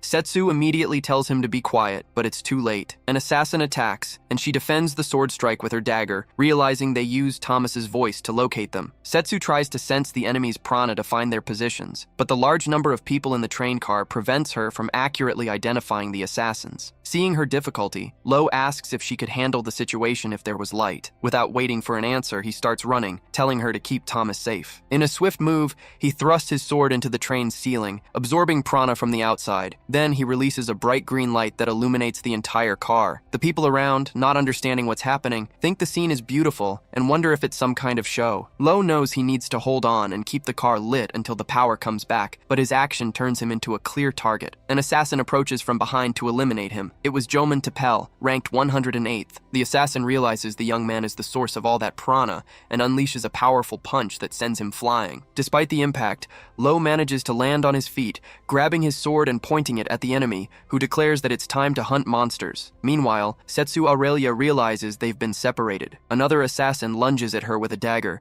and she notices the black-painted blade is part of a well-prepared strategy. She also understands that the most skilled assassins were sent to eliminate Lo as quickly as possible. Feeling underestimated, she gets angry and activates a large amount of her prana. Sensing an attack from behind, she dodges and unleashes a devastating counterattack, instantly eliminating one of the assailants. The remaining assassin watches in shock, realizing she used an art that detonates prana to blow up his companion. In a single instant, Setsu swung her sword 3 times, creating several cuts around her that shone like flakes of light. It was an art that doesn't emit any visible prana. Cautious, the man thinks about buying some time, but he suspects it's a trap. He decides he needs to eliminate her before the train's lights come back on. He recognizes her technique as the Sword Saint's style, an art of overlapping cuts of equal power that maintains a perfect balance. Using her technique, Setsu Aurelia creates a bomb of stagnant slashes that detonates the very moment an enemy gets close. The flakes of light gather and explode into a wave of prana, instantly eliminating the assassin. To Aurelia, the sword style represents absolute invincibility, and in her mind, she's the only one who can use it to its full potential. The scene shifts to a training session where the hero is practicing with a whip. Setsu Aurelia congratulates him on his success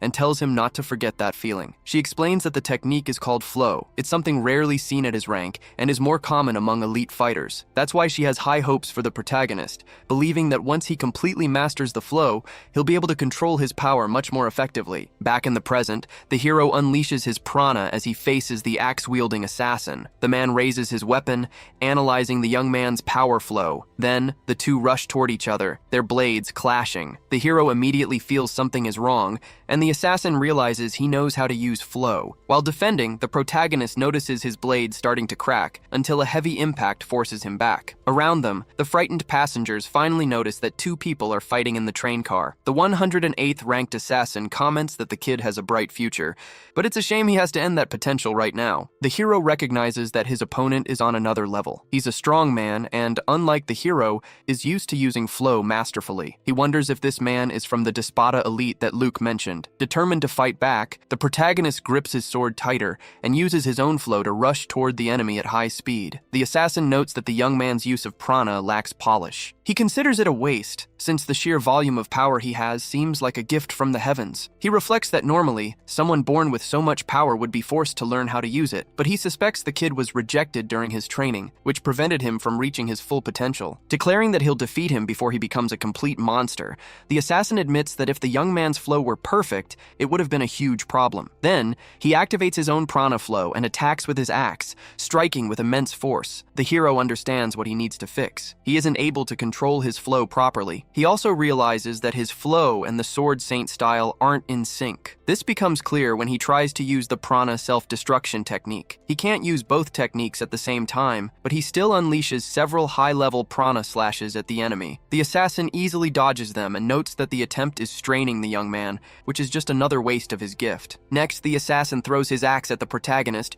who manages to dodge it. The weapon gets stuck in the wall of the train car. As the man goes to pull it out, he uses the motion to hurl debris at the hero. He blocks the debris, but the impact leaves him stunned. The high-ranking assassin takes advantage of the opening to charge at him again, attacking with his axe. The protagonist struggles to block the attack, but the angle of the blow leaves his sword on the verge of snapping in two. Lo Tuli realizes the assassin is adapting with every moment of the battle. He's thinking more during the fight, not just relying on his strength. He concludes that he shouldn't be losing when it comes to flexibility, since he's faced stronger opponents before. Reminding himself that the Sword Saint style is always changing, Lo takes a new combat stance and starts to unleash even more prana. He then combines the Lotus Blossom and the Gale Slash, launching the same attacks as before, but this time simultaneously, right at the assassin. However, when the assassin begins to defend himself, he notices the attacks are different than before. The high-speed slashes look like thousands of arrows. They overlap wherever they touch, making them almost impossible to dodge. Despite this, the assassin finds the strikes light and starts to parry them all at once. Noticing this, Lo explains that the attacks are weak because he's switching speeds, but they can explode, which is more than enough to hold the enemy in place. To keep it under control, he focuses all his prana into a single sword strike. The assassin is terrified by this display of power, and the attack hits him square in the stomach. Confident after the attack, Lo knocks the assassin down with a heavy blow and feels relieved, happy to have won somehow. However, a sudden pressure on his shoulders forces him to the ground. The assassin reveals his axe was coated in a poison that can kill a mortal with a single scratch. At that moment, the young hero remembers being grazed when the weapon got stuck in the wall. He asks for the antidote. The assassin pulls it out of his pocket, only to smash it right in front of him. Lo's is left in shock as the assassin says it's time for a monster like him to die. Right at that moment, his three companions arrive. They find him pale and realize he's been poisoned. Setsu Aurelia notices that the broken glass on the floor was the antidote, and that the medicine on the train won't work. Lo then asks the two of them to step back, as he wants to test something. He decides to use his tribe's enchantment, a special art that can detoxify him. He uses the Tool tribe's art enchantment, the Descent of the Celestial Spirit. He focuses all his prana into his body and easily purifies the poison. He survives, surprising everyone with his technique. Soon after, an announcement is made to the passengers that the surprise performance in the train car is over. It reminds passengers getting off the train not to forget their belongings. It also states that passengers heading to the Republic of Aereo cannot disembark. Setsu Aurelia comments that they made the announcement just like they asked. Thomas Belkin replies that of course they did, since he invested a lot of money in the train. He skillfully managed to cover up the fight in the library car, while Setsu told the witnesses it was an improvised fight by performers. Even if they didn't buy it, what matters is that the rest can be handled with some compensation as an apology. Luke then approaches Lo Tuli, saying that he's figured out the nature of his ability. He explains that the core of the art of the Descent of the Celestial Spirit is survival. It automatically eliminates anything that gets in the user's way, like targeted attacks or sources of pain. However, he warns that the price for an ability that breaks the laws of nature is steep, since Lo can't move. The most important thing is how he uses this art, as Luke noticed that its duration is only 10 seconds. During these 10 seconds, Lo becomes totally invincible and can defeat anyone, keeping in mind that victory is guaranteed if he can drag the fight out for that period. Lo Tuli agrees that strategy will be key when using these arts. Intrigued,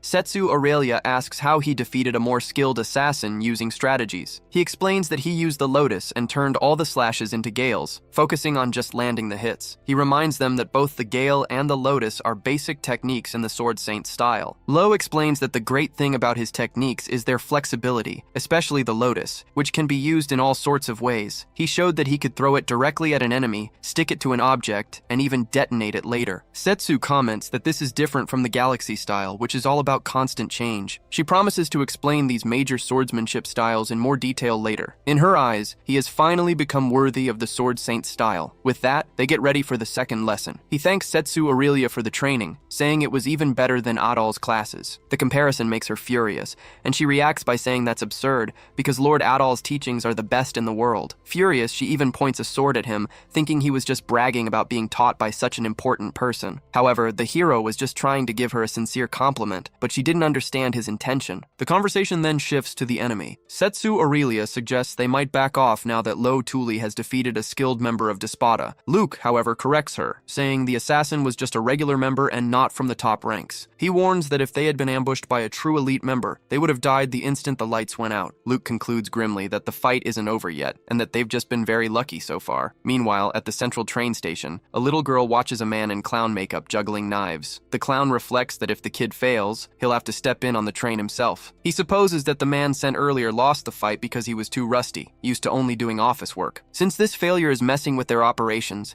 the clown concludes he has no choice but to get on board himself. Suddenly, a gold coin falls to the ground. When a person tries to pick it up, the clown aggressively stops them, telling them not to touch it. He picks it up desperately, commenting that his old habits from his beggar days are coming back, as he survived in the past thanks to handouts. At that moment, a man bumps into him and apologizes. The clown notices the man's exotic face and asks if he's from the Republic. The man, who is wearing a metal mask, confirms that he is and says he's returning home after a long time to see someone important. Back on the train, the hero joins the group, and Setsu asks if he was able to sleep. He replies that he did and that he even talked in his sleep. Seeing that the night passed without any incidents, he asks how far they are from the Republic of Aereo. Luke informs him that they left the central station the previous night and are already halfway there. Thomas Belkin, who has been more cautious since the attack, announces that it's lunchtime and he's going to eat in his room. Seizing the opportunity, Setsu says she has something to say about the assassin Lo defeated. She argues that although he seemed strong, it's likely that someone even more skilled will show up. With that in mind, she confronts Thomas Belkin directly, asking if he's hiding something. The man breaks out in a cold sweat and asks why she's so suspicious. Setsu then explains that it makes no sense to hire an assassin of that caliber for a simple business dispute, as he had claimed. She's certain there's another reason for the chase, so she gives him an ultimatum. If he stays quiet, they'll cancel the mission. Setsu points out that when a client doesn't give them all the necessary details, they have the right to back out to avoid dangerous fights. She finishes by saying that since they have Luke with them, the evaluation department will certainly side with them in the decision. Desperate, Thomas Belkin promises he'll explain everything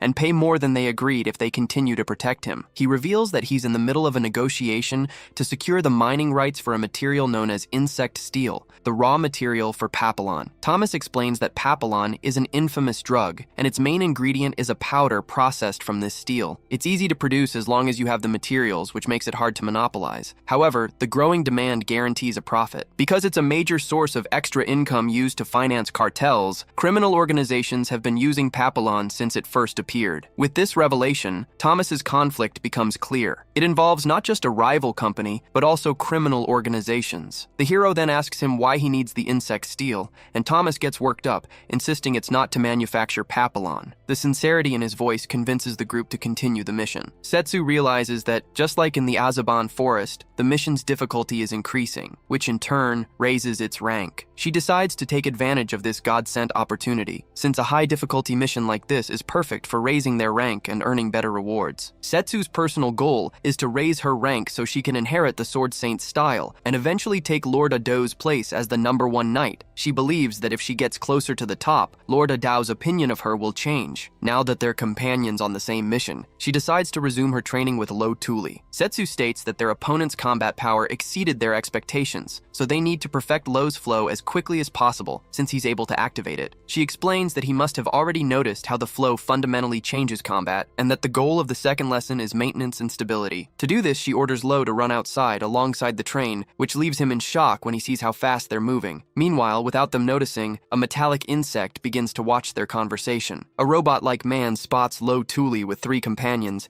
and notes that they're on an escort mission. He reflects that even though they just went through a life-or-death battle in the Azaban forest, they're still climbing the ranks, determined to go to the island of the gods. Elsewhere, a man dressed as a clown brutally beats up 3 people, the assassins who failed the mission. He scolds them for drawing unnecessary attention, stating that the Despada organization has a reputation to uphold. The assassins defend themselves, saying the guards were a hunker knight and a swordswoman with monstrous prana. The clown decides he'll investigate the knight, since their prana has a characteristic tingle that makes it easy to identify. Noticing that his subordinates are trying to escape through the window, he decides to finish them off immediately. The clown sticks his head out, grabs his knives, and leaning his body, throws 2 of them towards the protagonists on the other train. In that same instant, the robot man fires a shot from his window, knocking the clown's knives out of the air and preventing them from hitting their target. The clown is confused, not understanding what happened. The robot knows it would be problematic to interfere directly, but he believes that if Lo Tuli's training leads to the awakening of his art, it will benefit his own organization. Respecting the clown's desire to act,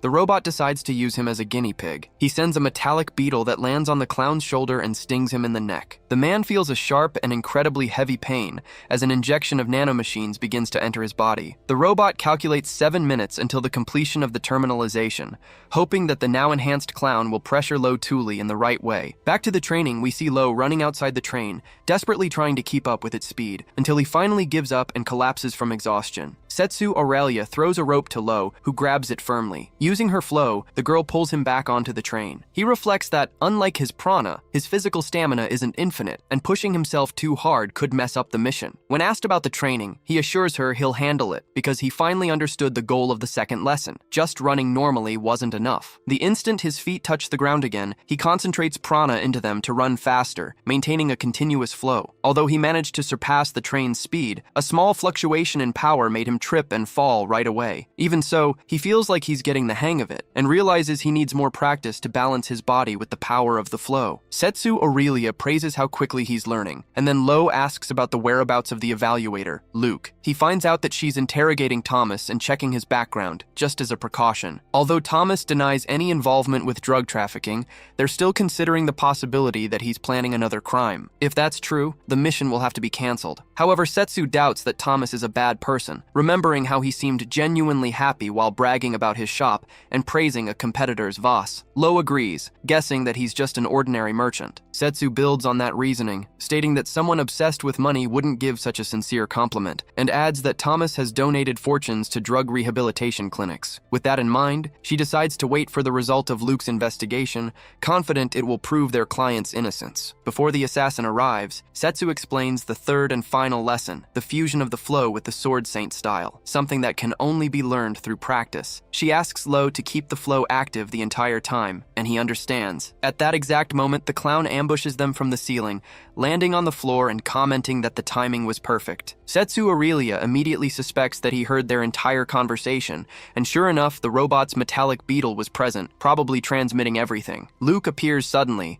but Lo Tuli yells for her to go back. Meanwhile, he quickly analyzes the enemy. The clown is 1 meter and 80 centimeters tall, weighs 80 kilograms, and is from the northwest continent. From the details, like his overdeveloped forearms, he identifies him as a member of the Despota organization. Despite being unarmed, Lo realizes he's high-ranking, and his strength is on another level. He recognizes him as Nile Shooter, the number 21 ranked assassin. Setsu Aurelia reinforces the danger, warning that he has the ability to turn anything he touches into a deadly projectile. Nile Shooter immediately puts his ability into practice, throwing objects at Lo, who manages to dodge. Then, the assassin throws an entire sofa, and Lo dodges by a hair, realizing that without Setsu's warning, that projectile would have been fatal. He had never faced a throwing master before. Observing more closely, he notices that the clown's eyes indicate he's being controlled by some technology, which explains why he attacks with so much force and without any expression. Setsu Aurelia notices something even more dangerous. He's reinforcing each projectile with his own flow, causing each throw to be fired like a cannon shot. Realizing the gravity of the situation, Lo asks Setsu to take Luke and Thomas to a safe place. They notice that, for some reason, the clown is targeting him exclusively. Setsu is confused, not understanding why the mission's main target, Thomas, is being ignored. Since the third lesson was practical combat, Lo decides that this is the perfect opportunity to perfect using his flow in a real fight. Setsu agrees, promising to come back as soon as she gets the others to safety, and she leaves with the two of them. Alone, Lo settles into his combat stance. Immediately, the clown launches a series of chaotic and extremely fast attacks. Lo uses his sword to defend against the reinforced projectiles,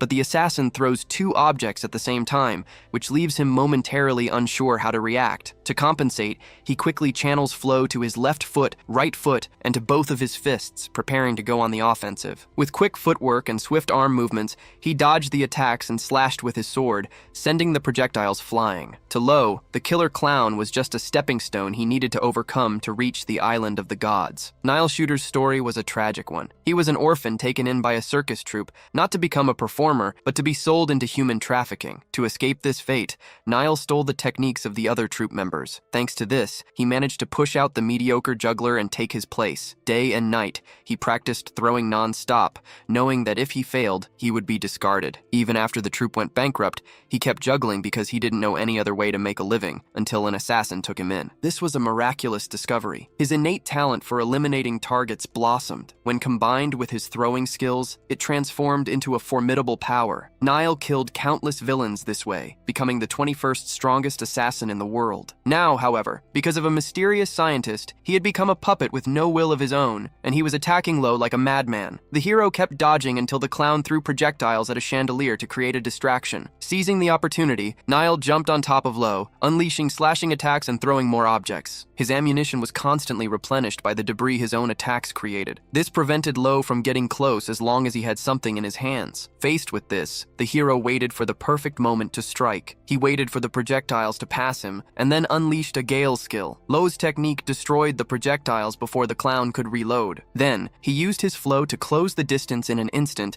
and charge at the assassin. Surprisingly, Nile shattered the floor, using the new debris to reload and launch a new barrage at Lo. By this point, the train was completely destroyed. Even so, the hero managed to dodge the last blow and appear behind the clown. He used a hole he had made in the ceiling himself to launch the surprise attack. Right after, he jumped through this opening, and the fight continued on top of the train. As he fought, Lo kept channeling the flow of prana through his feet and body. He remembered that a master's technique is the best example to follow. He had great mentors, like the knight who trained him, Lord Adal, the strongest man in humanity, even if it was only for 1 year. Besides him, a young sword saint candidate and a miracle assassin also lit his path. With this in mind, he decided to change his perspective, realizing he couldn't move like he used to while using the flow. He could barely even run, so there was no way he could use the sword saint style he originally learned. That was just a temporary form for when he didn't know how to use the flow yet. Therefore, Lo would have to recreate everything from scratch, adapting the sword saint style to the flow of prana to finally master Lord Adal's true style. He then used the Blade of the Island technique against the killer clown,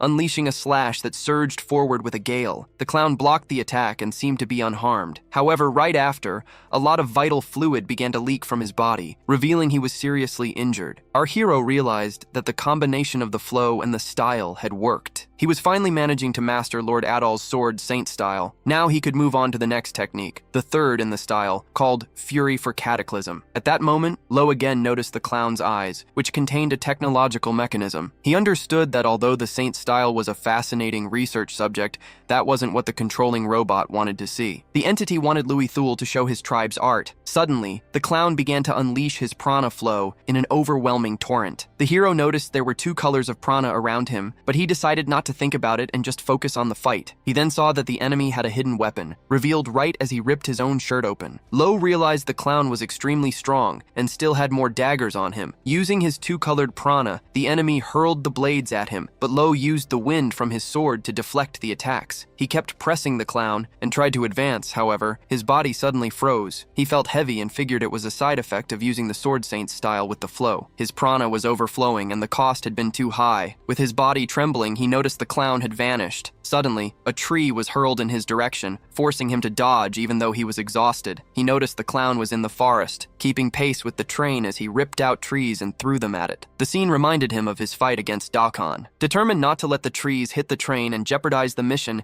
he decided to focus his attacks on the clown while he was in the air. To do this, he channeled prana into his feet and took a huge leap to meet his enemy, refusing to lose a battle of pure power. When Lo started using the island's ability, the robot declared that now was the time. The clown then leaped toward him at an absurd speed, and the hero realized he was about to take the attack head-on. However, at the last second, the enemy grabbed his heel to slam him into the ground. Knowing it would be the end if he was thrown by that lunatic, Lo saw he had no choice and decided to use a secret technique. He began to chant the incantation of the Thule tribe, which was exactly what the robot was waiting to see. Our hero saw the robot and wondered if it was backup for the clown, but he couldn't stop now that he had activated his art. The robot announced that from that moment on, it would analyze Lo Thule's art. Suddenly, several claws shot out toward the hero, making a high-pitched sound as the purity of the prana amplified the technique's power. The robot confirmed the ability to interfere with phenomena, but noted that the connection to Babel had failed. Even so, the effort was too much, and our protagonist collapsed on the ground, completely exhausted. The robot asked if that was all the boy could do, and introduced itself as Gem Contrato, a member of Ouroboros. Our hero had never heard of the crime rankings or the organization. Gem explained that just like him, they were also seeking the island of the gods. Gem said the clown was no longer useful and eliminated him with its weapon, leaving Louis stunned by the action. Right after, a beetle crawled out of the clown's body and returned to the robot's shoulder. Gem explained that it was a prison beetle, a small terminal it had developed that operates on prana. Besides being used for communication, the beetle injects nanomachines into its targets to turn them into a terminal. This meant it could infuse its prana into anyone and turn them into its puppet. Just then, Setsu Aurelius Aurelia appeared. Seeing Louis on the ground, she asked if he was okay, realizing he had used his art and that's why he was so tired. Immediately, a blast full of prana from Gem shot toward her, but Setsu managed to dodge it. It warned her not to interfere, stating that eliminating her would mean nothing to it. Even though he was exhausted, our hero began to manifest prana and tried to get up. The robot noticed that his prana generation had started. It identified him as the type who converts a sense of crisis into power and wondered if he had some trauma related to loss. Right after that, Gem Contrato said this would be very quick and snapped its fingers. The train's speed increased drastically as it had taken over the control system. It challenged Louis, saying that now he had to show everything he had, because if he couldn't stop it, many passengers would die. Thinking about the innocent passengers, our hero started to get back on his feet, screaming with rage. It was then that from behind the robot, Setsu Aurelia appeared and landed a direct hit on the back of its neck. But Setsu's attack ricocheted off a barrier that suddenly appeared. She realized the shield was abnormally tough, and at that exact moment, Luke appeared to help Louis, grabbing him by the shoulders to get him out of there. The robot decided not to waste time going after them, since it was no longer interested in Louis now that he couldn't use his tribe's arts. Gem Contrato even commented that the boy didn't look like a member of Dispada, which made Setsu Aurelia wonder what that enemy's affiliation and goal were. To provoke him, Gem asked if Louis would be more motivated if he eliminated Setsu Aurelia. The girl got annoyed by his inability to have a normal conversation, and so the fight was on. On one side, Setsu Aurelia, the knight ranked 305, and on the other, Gem Contrato, the prana scholar ranked number 2. An intense battle began between them, while Louis was carried away by Luke. Setsu quickly assumed the runaway train was the robot's doing, noticing that it had used a rearguard technique. As the fight unfolded, the evaluator took Louis to the hospital car, which was quite a ways off. Luke hid the young man in a private room in the silver car, and then asked who that man was. Louis revealed that he was a member of Ouroboros, which left Luke in complete shock. She knew about all the crimes they had committed. After all, Ouroboros was the evil organization that dominated the top of the criminal rankings. Its members were the most feared people in the world, and now they were on this train after Thomas. It was then that Luke understood their real reason for being there was Lo Thule, not Thomas Belkin. Worried, she decided she would research Thule later, laying him down in the medical bay for now to think about what to do next. Luke knew that if the enemy was Ouroboros, she wouldn't be able to handle it alone. However, she couldn't fight right now either, because if she didn't stop the train, everyone would die. The mission was no longer just an escort, and she felt uneasy about the lack of people to help. Just then, Thomas Belkin showed up, saying he wanted to check on Louis, since he didn't want to stay locked in his room during such a critical situation. He quickly noticed that Louis had a prana deficiency, and decided he would use an aggressive treatment. Thomas confirmed that the available medicine and instruments were sufficient, and began to prepare them, explaining that he was the son of a pharmacist. Luke gently asked him to take care of Lo Thule, and said she was going to stop the runaway train right now. With that, she headed for the cockpit to see what she could do. Over the loudspeakers, the captain was repeatedly telling passengers to brace for impact and evacuate the cars. Everyone started running desperately toward the rear cars. In the midst of the chaos, Luke used her trained eye and recognized a mechanic Ranker, asking for his help to stop the train. She identified him by the calluses on his fingers and immediately sent him to the engineer's cabin, an order he promptly obeyed. Luke explained that evaluators are observers who solve problems on their own, and for that very reason, their eyes are extremely well trained. She knew exactly which rankers were needed to resolve the situation and how many it would take, so she called out, asking if there were any rankers at level 40 or higher in mechanics and level 120 in prana scholarship. Meanwhile, Thomas was administering the medicine to Louis. He imagined the boy must be very suspicious of him, maybe thinking that Thomas had made a fake request so a villain could profit from drugs using the insect steel. However, to his surprise, Louis said he didn't doubt him. As a ranker, he knew that the number 33 was incredible, and that Belkin must have spent an absurd amount of time to get there. Louis said he believed in the effort the man with the mustache had put in. Thomas Belkin, touched by his trust, said he would save him just this once. He warned that the medicine would shorten his life because it was a very drastic treatment, but that it was better than dying. He then asked the adventurer ranker to protect him in the future,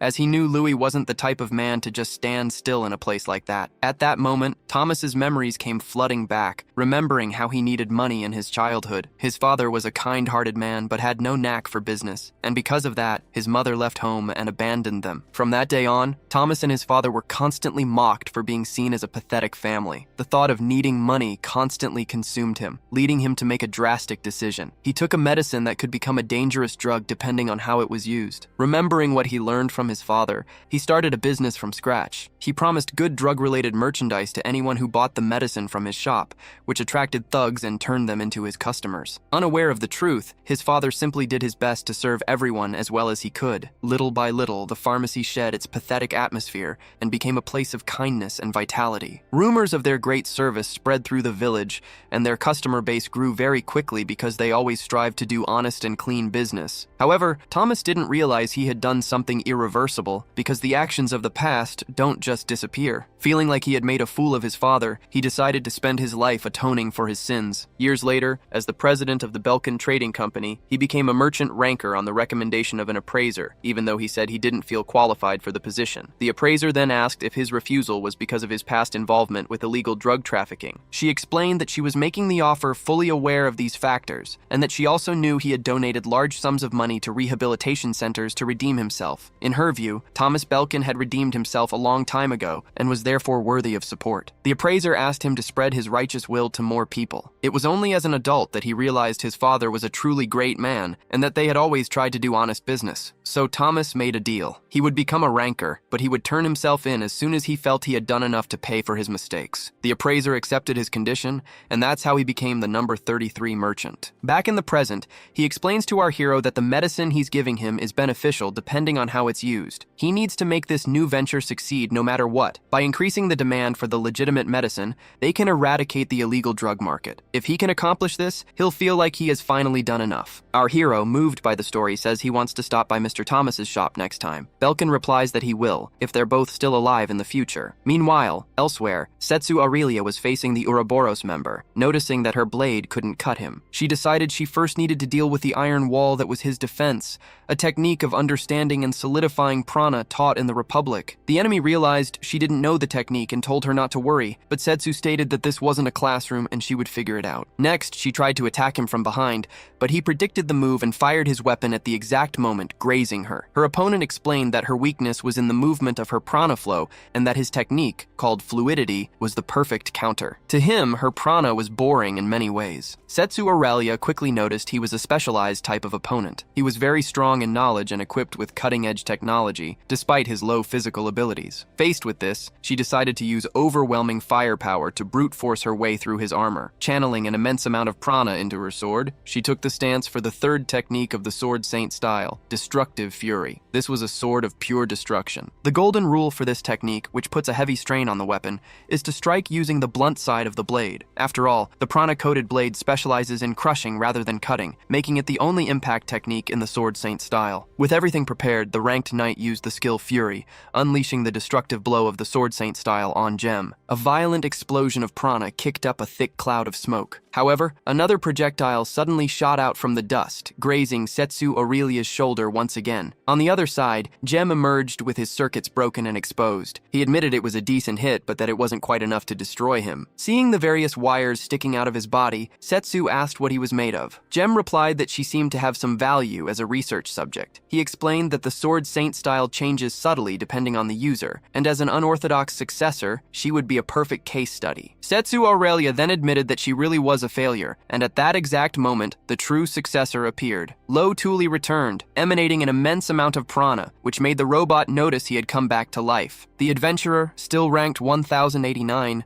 declared that he was going to end this. In response, Gem Contrado, Prana Scholar number 2, took out his pistol and aimed it at the protagonist. Lo told Setsu to leave the rest to him, since in her current state, she would only get in the way. Trusting in the true Sword Saint style that Lo possessed, she backed away, letting him prepare to face the Prana Scholar. Although Lo had recovered, he didn't have much prana to use against the robot, so he intended to end the fight as quickly as possible. He immediately charged at the enemy, but his opponent blocked the attack with a shield incredibly fast, merging flow and other techniques. Lo realized that Gem wasn't just reacting, but was actually anticipating his movements with enhanced reflexes. Faced with this, he launched a series of gale cuts, which the robot defended with its shields. A device called a cellular beetle automatically put up a barrier in response to Lo's prana, but a barrage of attacks like like that would use up its charges. Seeing that its defenses were about to give way, the robot took its weapon and fired a very powerful prana shot. As he fired, Jem commented that Lo Tuli was quite adept at fighting, like a descendant of Babel. The hero didn't understand what he was talking about when he mentioned that name. The robot then explained that it had to do with the island of the gods and that he could tell him more if he wanted to know. However,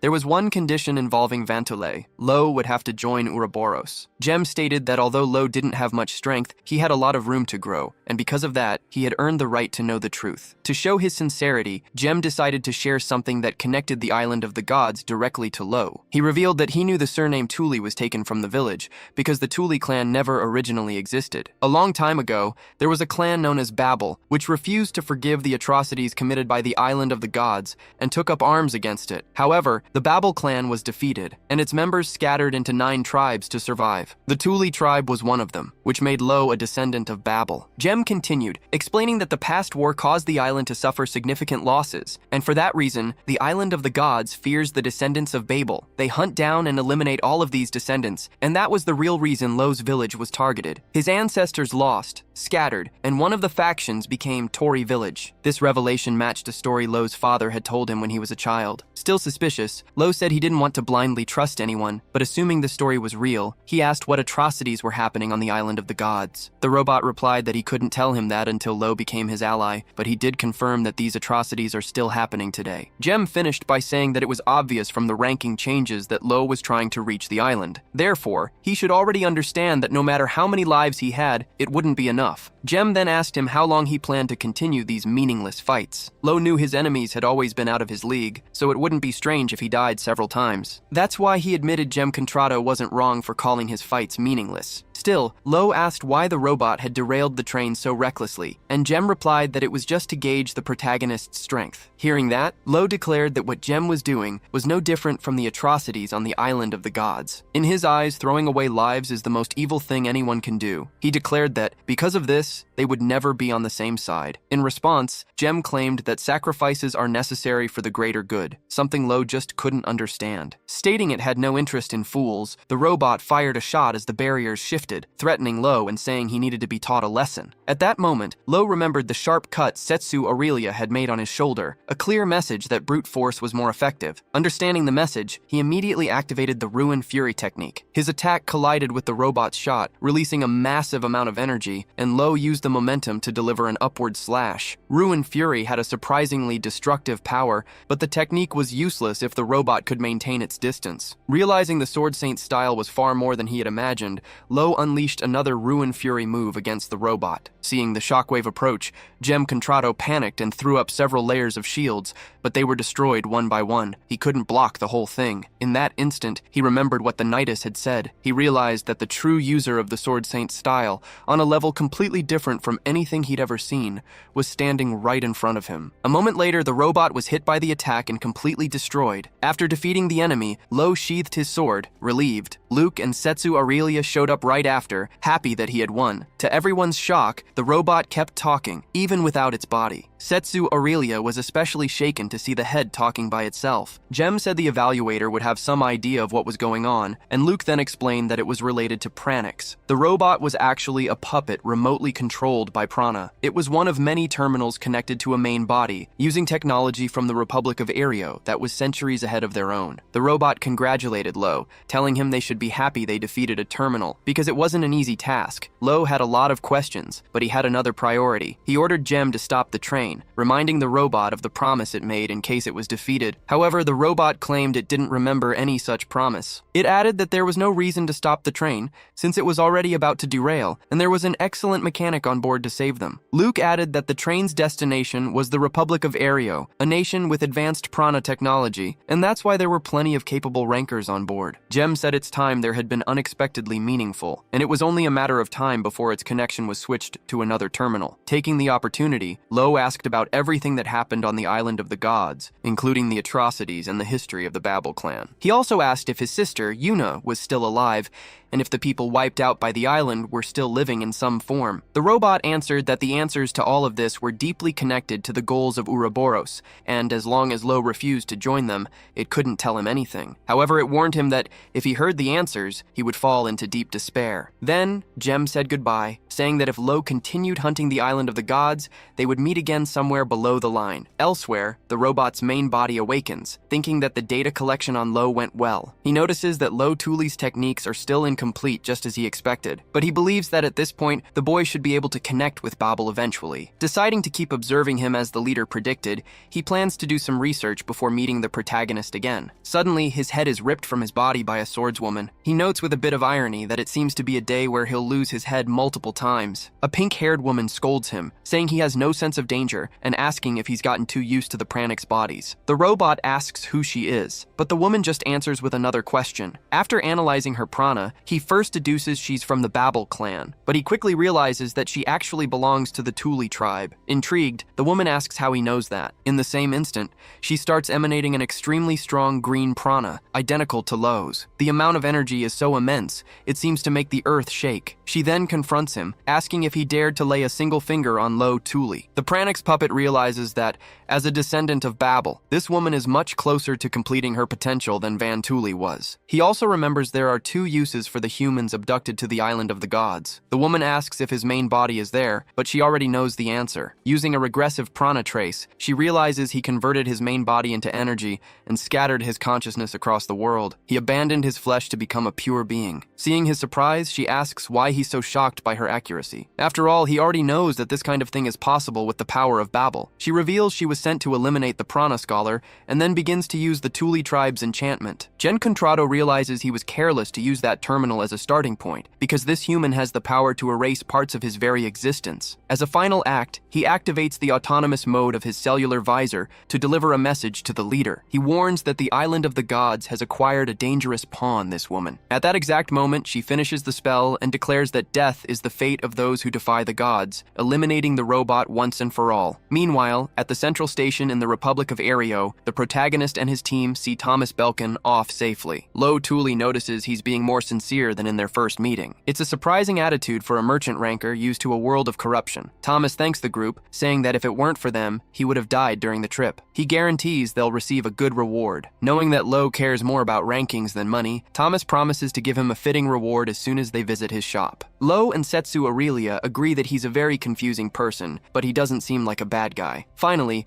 they arrive in the Republic of Aereo, a place that lives up to its reputation as a nation developed in terms of prana. Luke comments that he's been there several times, since his office's technology is supported by the Republic. Setsu has also traveled there for advanced technology training. Our hero notices that this is a completely different world from the Kingdom of Volter. The group's first stop is the certification office to update their rankings. Luke saw everything Setsu Aurelia is capable of, so she'll be getting her ranking changed too. To speed up the process, she had already organized all the paperwork on the train. They start with Lo Tuli's ranking first. He went from 1089 to 924, finally reaching the triple digits, although he thought it would go up even more. Luke explains that breaking the triple-digit barrier in one go is very impressive. He states that many rankers take from 1 to even 10 years to cross that mark. He says this promotion is proof that Lo's talent is genuine. Right after, Setsu Aurelia's ranking climbs to 188, which makes her extremely happy. With their goodbyes approaching, Setsu says her next step is to go to the place where the first swordmaster trained, the birthplace of the sword style. She explains that although they have to cross steep mountains, catching a plane from there will make the trip much easier. Before leaving, she shares a rumor that Adol has been spotted in the Holy Land and reveals her plan to ask to be his disciple. Even if she can't, she wants to at least stay near him to learn from his experience. Setsu then asks if Lo Tuli has any message for Lord Adol, and he asks her to simply say that he's making steady progress. After they say their goodbyes,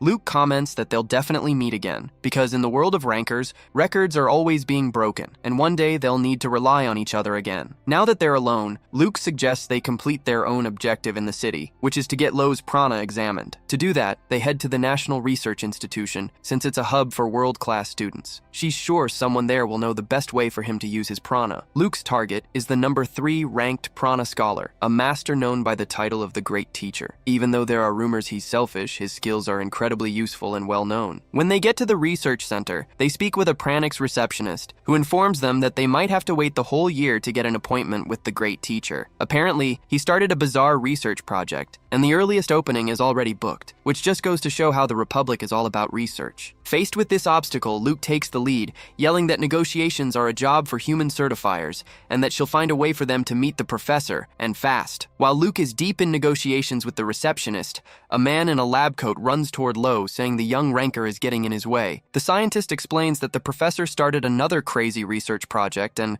running low on energy, he asks Lo to release some of his prana into a containment device. The plan was for him to release just enough while the scientists managed the glass to keep it from breaking. However, when he releases his green prana into the container, the energy is so massive that the scientists scream for him to stop, but it's already too late. The containment unit shatters, and prana floods the entire room. Just then, the great teacher appears, drawn in by the energy, and asks whose aura that is. The scientists tell him the donor has a massive amount of energy, but the professor says the most impressive part is the purity of the prana, which was vibrating intensely, a phenomenon he's never seen in his entire life. He then introduces himself to Lo as Newman Leoner, the number 3 ranked prana scholar, the great teacher. Meanwhile, Luke finally finishes her negotiation. Annoyed that Lo wandered off on his own, she finds him in the lab and announces that she managed to schedule an appointment with the great teacher for 6 months from now. It's only then that she notices Lo Thule is already sitting in a chair, talking with the professor himself. When Newman formally introduces himself,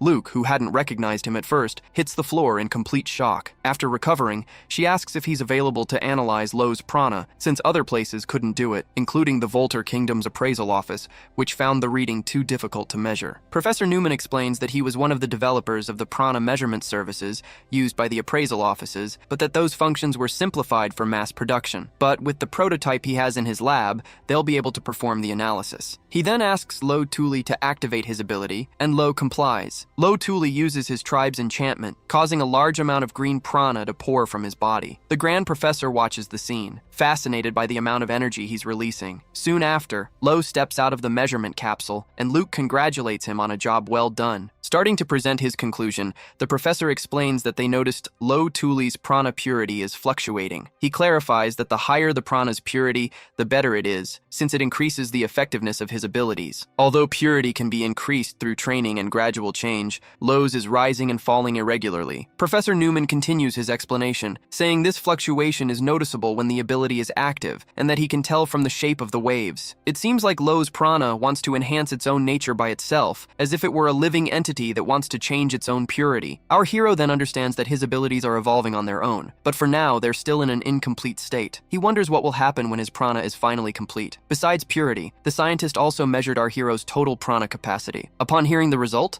Luke asks, shocked, if he really placed 3rd in the rankings. The confirmation leaves her stunned by how incredible Lo Thule is. She thinks that he could have already been on top of the world if she had met him a year earlier. The dream of going to the Isle of the Gods, which once seemed impossible, suddenly becomes real. Excited, Luke rushes to update Lo's ranking. While Luke can barely contain her surprise, Lo Thule doesn't seem that impressed. The Grand Professor then tells her she's lucky to have him, since analyzing a prana this absurd would take him forever to do alone. He comments that it would be easier if a certain man were there at times like this, and then mentions the name Gen Contrato, who apparently betrayed him. Hearing the name he recognizes, our hero asks the professor to tell him more about Gen, since he doesn't want to let another clue about the Isle of the Gods slip away. The Grand Professor says there isn't much he can say on the matter. He just says that Gen was an excellent assistant a while back, a unique man who could keep up with him in the lab and even surpassed him in the rankings. However, one day Gen lost his older brother and disappeared soon after that. Professor Newman states that's all he can say and asks our hero to come back the next day to finish the analysis. Lo Thule thanks him for his help. Later, back at the station hotel in the Republic of Ariu, Luke processes the information that Gen was the professor's assistant. She concludes that there are many things they don't know about Ouroboros, and that until they find Gen, they won't know what the organization's members have in common. With the results of the analysis, they hope to finally figure out why Ouroboros was after him. Their shared goal is to reach the Isle of the Gods, and our hero really wants to know why Ouroboros is also targeting the same place. Suddenly, a fairy enters the Grand Professor's laboratory. He confronts her, saying he's dedicated 70 years of his life just to research and has no money for thieves like her. The woman replies that they only want the professor's brain and nothing else. She then reveals that Gen was eliminated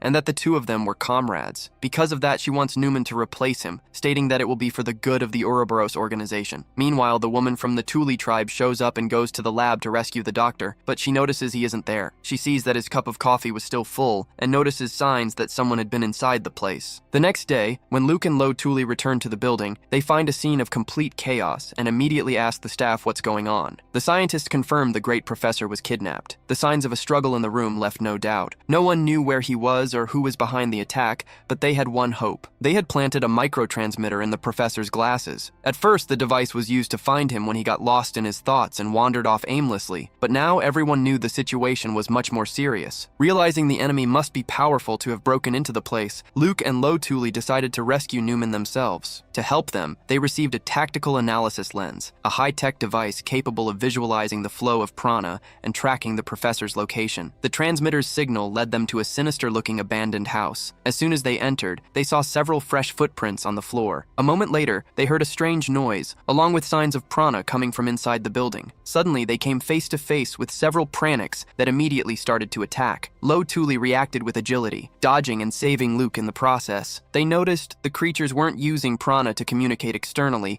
which meant they weren't being controlled remotely. Instead, they were acting on their own, just like the lab receptionist. Our protagonist thought it would be terrifying if that thing had multiplied, but since they were just puppets, he didn't feel threatened. He then charged his explosive sword with power and used the devastation technique, defeating several puppets at once. Even though there were many enemies, Lo Tuli showed no fear. Meanwhile, Luke used the lens and noticed a different prana signal coming from the direction of a door, pointing to a suspicious path. They started to head that way, with Lo Tuli channeling prana into his feet to run at an extremely high speed. Jen's puppets started firing at them to try and stop them, but the pair managed to dodge and spot the door at the end of the hallway. It was then that the walls started to close in, trying to crush them. Luke quickly used the lens to find a weak spot and realized the walls weren't mechanical. Instead, they were completely wrapped in writhing prana. With no time to think, Lo Tuli grabbed his Nirvana sword and unleashed a powerful prana slash, which caused a massive impact and destroyed the entire area. Amid the devastation, a woman appeared. Noting that the unwanted guests had been caught in her web, she introduced herself as Luvia, a member of Ouroboros, and welcomed Lo Tuli, saying she had heard about him from Cheon. The wild ranker, however, noticed her fairy wings were fake and asked about her relationship with Jen Contrato. Luvia replied that they were from the same organization and that she was very sad to hear he had passed away. She then revealed that Jen Contrato was dead, which was news to Lo Tuli. Luvia explained that a cellular beetle released by Jen right after his death had reached her, and it was through the beetle that she found out about Lo Tuli's existence. She added that she was surprised he had found this place. Our hero retorted that he just followed the transmitter's signal, arguing that the title of Great Professor wasn't just for show, and that he would obviously keep a tracker for emergencies. Luke, however, corrected him, saying the transmitter was there because of the professor's habit of wandering off. Anyway, Lo Tuli grabbed his sword and ordered her to release Professor Newman. Luvia refused, saying she couldn't do that until he fulfilled his purpose. At that moment, her wings began to glow intensely, and a sparkling dust hung in the air, preventing our hero from drawing his sword from its sheath. Finally, she warned him, saying that Jen didn't lose to him and that he shouldn't underestimate Ouroboros. Lo Tuli tried to draw his sword,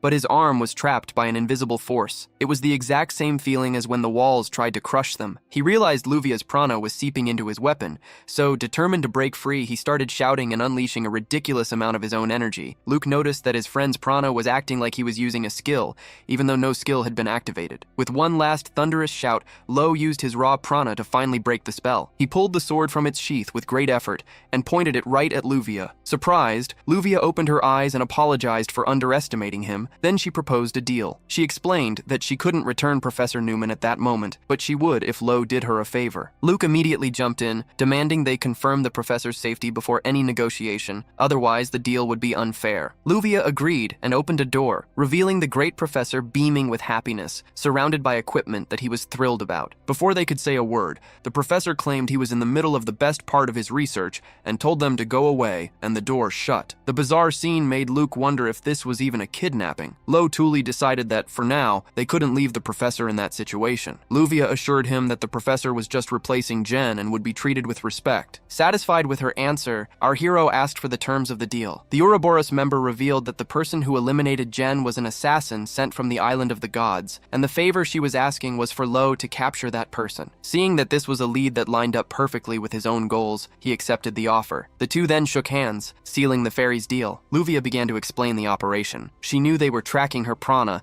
and that it was only a matter of time before others arrived. As a countermeasure, she had prepared a decoy, leaving a high concentration of her energy in another ruin. Luke immediately understood the strategy. Because she was a fairy, Luvia could transform transmute her prana into a fine dust to trick her pursuers. This was the first time he had ever seen someone from the fairy tribe, a mystical race that had never been registered in the rankings. Luvia explained that her people weren't interested in worldly affairs, which is why she hid her wings and used false names. Curious, Luke did a quick search and found a record of Luvia from 3 years ago. It listed her as #1 in prana control before she was removed for disappearing on a mission. She, however, downplayed the achievement, saying she only wanted an ID card and that everyone in her tribe was excellent at it. Luvia admitted that even though she was talented, she was no match for her sister, and said she hoped her sister was also in Ouroboros. Getting back to the plan, Luvia said the assassin would definitely fall for the dust decoy. Lo Tuli understood they needed to set up an ambush to capture him. The fairy gave them the location, saying the target would show up that very night. Later, our protagonist went to the ruins and spotted a hooded person entering the building. Acting fast, he closed in and placed his sword against the figure's neck, ordering them not to move. The woman, however, reacted instantly. She drew her own sword and knocked Lo back with a swift move. After recovering from the impact, our hero noticed that the person had suddenly stopped moving. He seized the opening and charged forward with an attack, but the assassin managed to block the blow, holding her sword firmly. Despite her defense, it was clear she was struggling to move, as if something was holding her back. After ripping the hood off the figure, our protagonist is shocked to see it's Yuna, his very own sister. She immediately starts running, and he desperately chases after her, shouting that he's Lo Tuli, her brother. Yuna leaps off the building and starts sprinting across the rooftops, forcing our hero to use prana just to keep up. He has no doubt it's her. He would never mistake his sister for anyone else. Using his deflection skill, Lo makes an incredible leap, much higher than hers, and lands directly in her path, blocking her way. He asks her why she's running, but Yuna doesn't answer. When Lo insists that she talk, his sister begins to use their tribe's enchantment. He immediately recognizes the technique as the Heavenly Spirit Descent, the same skill he has. Knowing the power doesn't last long, he feels bad for Yuna, but decides he needs to restrain her until the effect wears off. Lo uses the lotus flower to counter her attacks, and the two siblings begin to fight. During the fight, he notices that the effect of Yuna's skill isn't weakening. This makes him believe that she's using the perfected form of the Heavenly Spirit Descent. But then suddenly, Yuna starts to fall off the building. Our protagonist tells her to wait and tries to grab her hand, but she just vanishes into thin air as she falls. In that moment, Lo understands the terrible truth. The assassin from the Island of the Gods who killed Jen was Yuna. Frustrated, he lets out a scream of anguish, unleashing a huge amount of prana. The fairy appears and welcomes our hero back, but she quickly realizes from his reaction that things didn't go well. Furious, Lo Tuli grabs her by the neck and asks what she was looking for. He demands to know if she already knew he was chasing Yuna. Luvia replies that she doesn't know what he's talking about, and that he simply found the assassin she mentioned. He explains that the assassin is someone he knows. She's a childhood friend who was abducted by the Island of the Gods years ago, which has left him completely devastated. Luvia admits it was just a coincidence, and that the chances of this happening were low. Realizing how aggressive he was being, our hero apologizes, saying he didn't mean to hurt the fairy. The girl, however, confronts him with the fact that Yuna killed someone. He argues that his sister would never do that, but the fairy makes him wonder if she really hasn't changed, and if she's still the same person she used to be. Our hero starts to spiral thinking about it, and asks what she plans to do when she captures Yuna. The fairy reveals that she had planned on getting revenge, but she decided against it because it would break Lo Tuli's heart. Lo points out the contradiction in her words, since she threatens people, but then talks about avenging a comrade. Luvia then explains that Ouroboros is her family, a group of weaklings who can only protect themselves by working together. They're exiles who have lost their place in the world. That's why they don't hesitate to commit crimes. If they don't, they'll never be able to achieve their dream. Just then, the surrounding walls start to move, leaving everyone in shock. The fairy wonders if the professor made something new. When she opens the door, she sees that he's knocked a bunch of things onto the floor. But the professor is celebrating, saying he finally managed to complete something. He claims it was really easy to make and shows off a piece of metal. The theory Jen left behind was correct. By colliding prana waves and annihilating their target,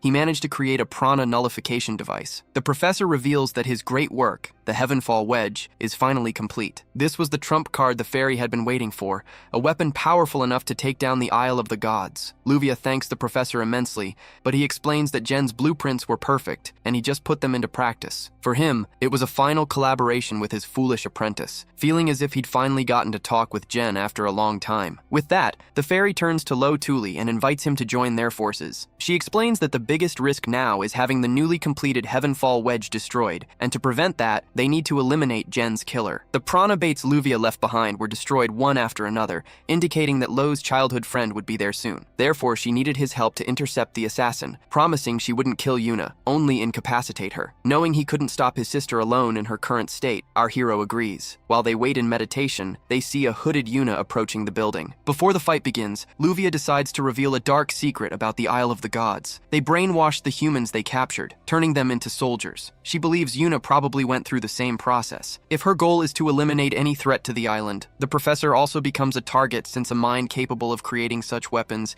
is a huge nuisance to them. Our hero remembers Jen mentioning the island's barbaric acts and asks if kidnapping people and turning them into weapons was what he meant. However, Luvia says that's not all, explaining that the sins of that place are rooted much deeper. At that moment, Luke announces they've finally reached the ruin, and the two of them prepare for the imminent battle with Yuna. The protagonist's sister appears, emanating an immense amount of prana, and lunges at Luvia with a sword strike. Our hero reacts quickly and defends the attack with his own sword, realizing he doesn't want to hurt his childhood friend. Luvia, however, says that's a shame because now he's on her side. Next, the fairy throws some magic powders and uses them to attack Yuna with rocks, but the girl cuts through the projectiles with ease. The fairy then understands why Yuna was chosen as a soldier. Seizing the opportunity, our protagonist appears behind Yuna and uses a technique from the Sword Saint style, unleashing a gale slash that knocks a pillar down toward his sister. Yuna manages to block the pillar's impact using her sword and both hands for support. However, this was just a distraction so our hero could use the Devastation Blast blade directly on her back. The blow lands a direct hit, charged with a lot of prana, and destroys the rest of the pillar, but Yuna manages to dodge it awkwardly. After the dodge, he charges forward, and the two clash their steel blades. In the middle of the clash, he yells for Luvia to use a powerful attack, even if he gets caught in the blast. Answering his call, the fairy begins to cast her spell, conjuring several glowing orbs and moving the stones of the ruins with her magic. She forms a giant stone hand and tries to crush Yuna like a fly. However, the girl's prana explodes and completely shatters the stone hand. Right after that, our hero and his sister use Heavenly Spirit Descent against each other, exchanging a series of sword attacks while both of them perfectly defend every blow. Our hero doesn't want his prana to be released, so he keeps the skill active, since Yuna can do the same. He notices that their interrupted skills have finally stabilized. Meanwhile, Yuna realizes that Lo is learning just by watching her prana, admitting to herself that he's an incredible swordsman. Right after that, they trade a few more sword strikes and get into an absurd clash of magic. As long as the Heavenly Spirit Descent is active, they're both invincible. Watching from a distance, Luke realizes that no one can interfere in their fight at this point, because the battle has become a world of its own, belonging only to them. The battle continues until Lo notices that the technique Yuna has been using for so long seems strange. Suddenly, his consciousness starts getting pulled towards something, and in the blink of an eye, he finds himself in Tori Village. Confused, our hero asks who's there, and a figure introduces himself as Nimrod, who welcomes him and calls him brother. He explains that this place is Babel, a world built to challenge the gods. Nimrod reveals that Babel is the home of the ancestors they had heard about, and that the souls of the Babel tribe are completely intertwined in the absolute depths of this world. He explains that when someone's prana purity reaches its limit, only their mind is invited to this place, and it's because of his pure prana that Lo Tuli is here. Nimrod then comments that Lo's prana has a beautiful color, and that a young woman with the same color was here before, at the same age as him. Our hero immediately understands he's talking about Yuna, and asks if Nimrod knows his sister. Nimrod confirms that he does, saying that Yuna was there looking for power. He remembers that she had very sad eyes and that, deep down, she didn't truly want that strength. Pointing to a light in the sky, Nimrod says that's the power he was talking about, a power that exists to defeat the gods. Generations of the Babel tribe shattered their own souls to store that light. He continues his explanation,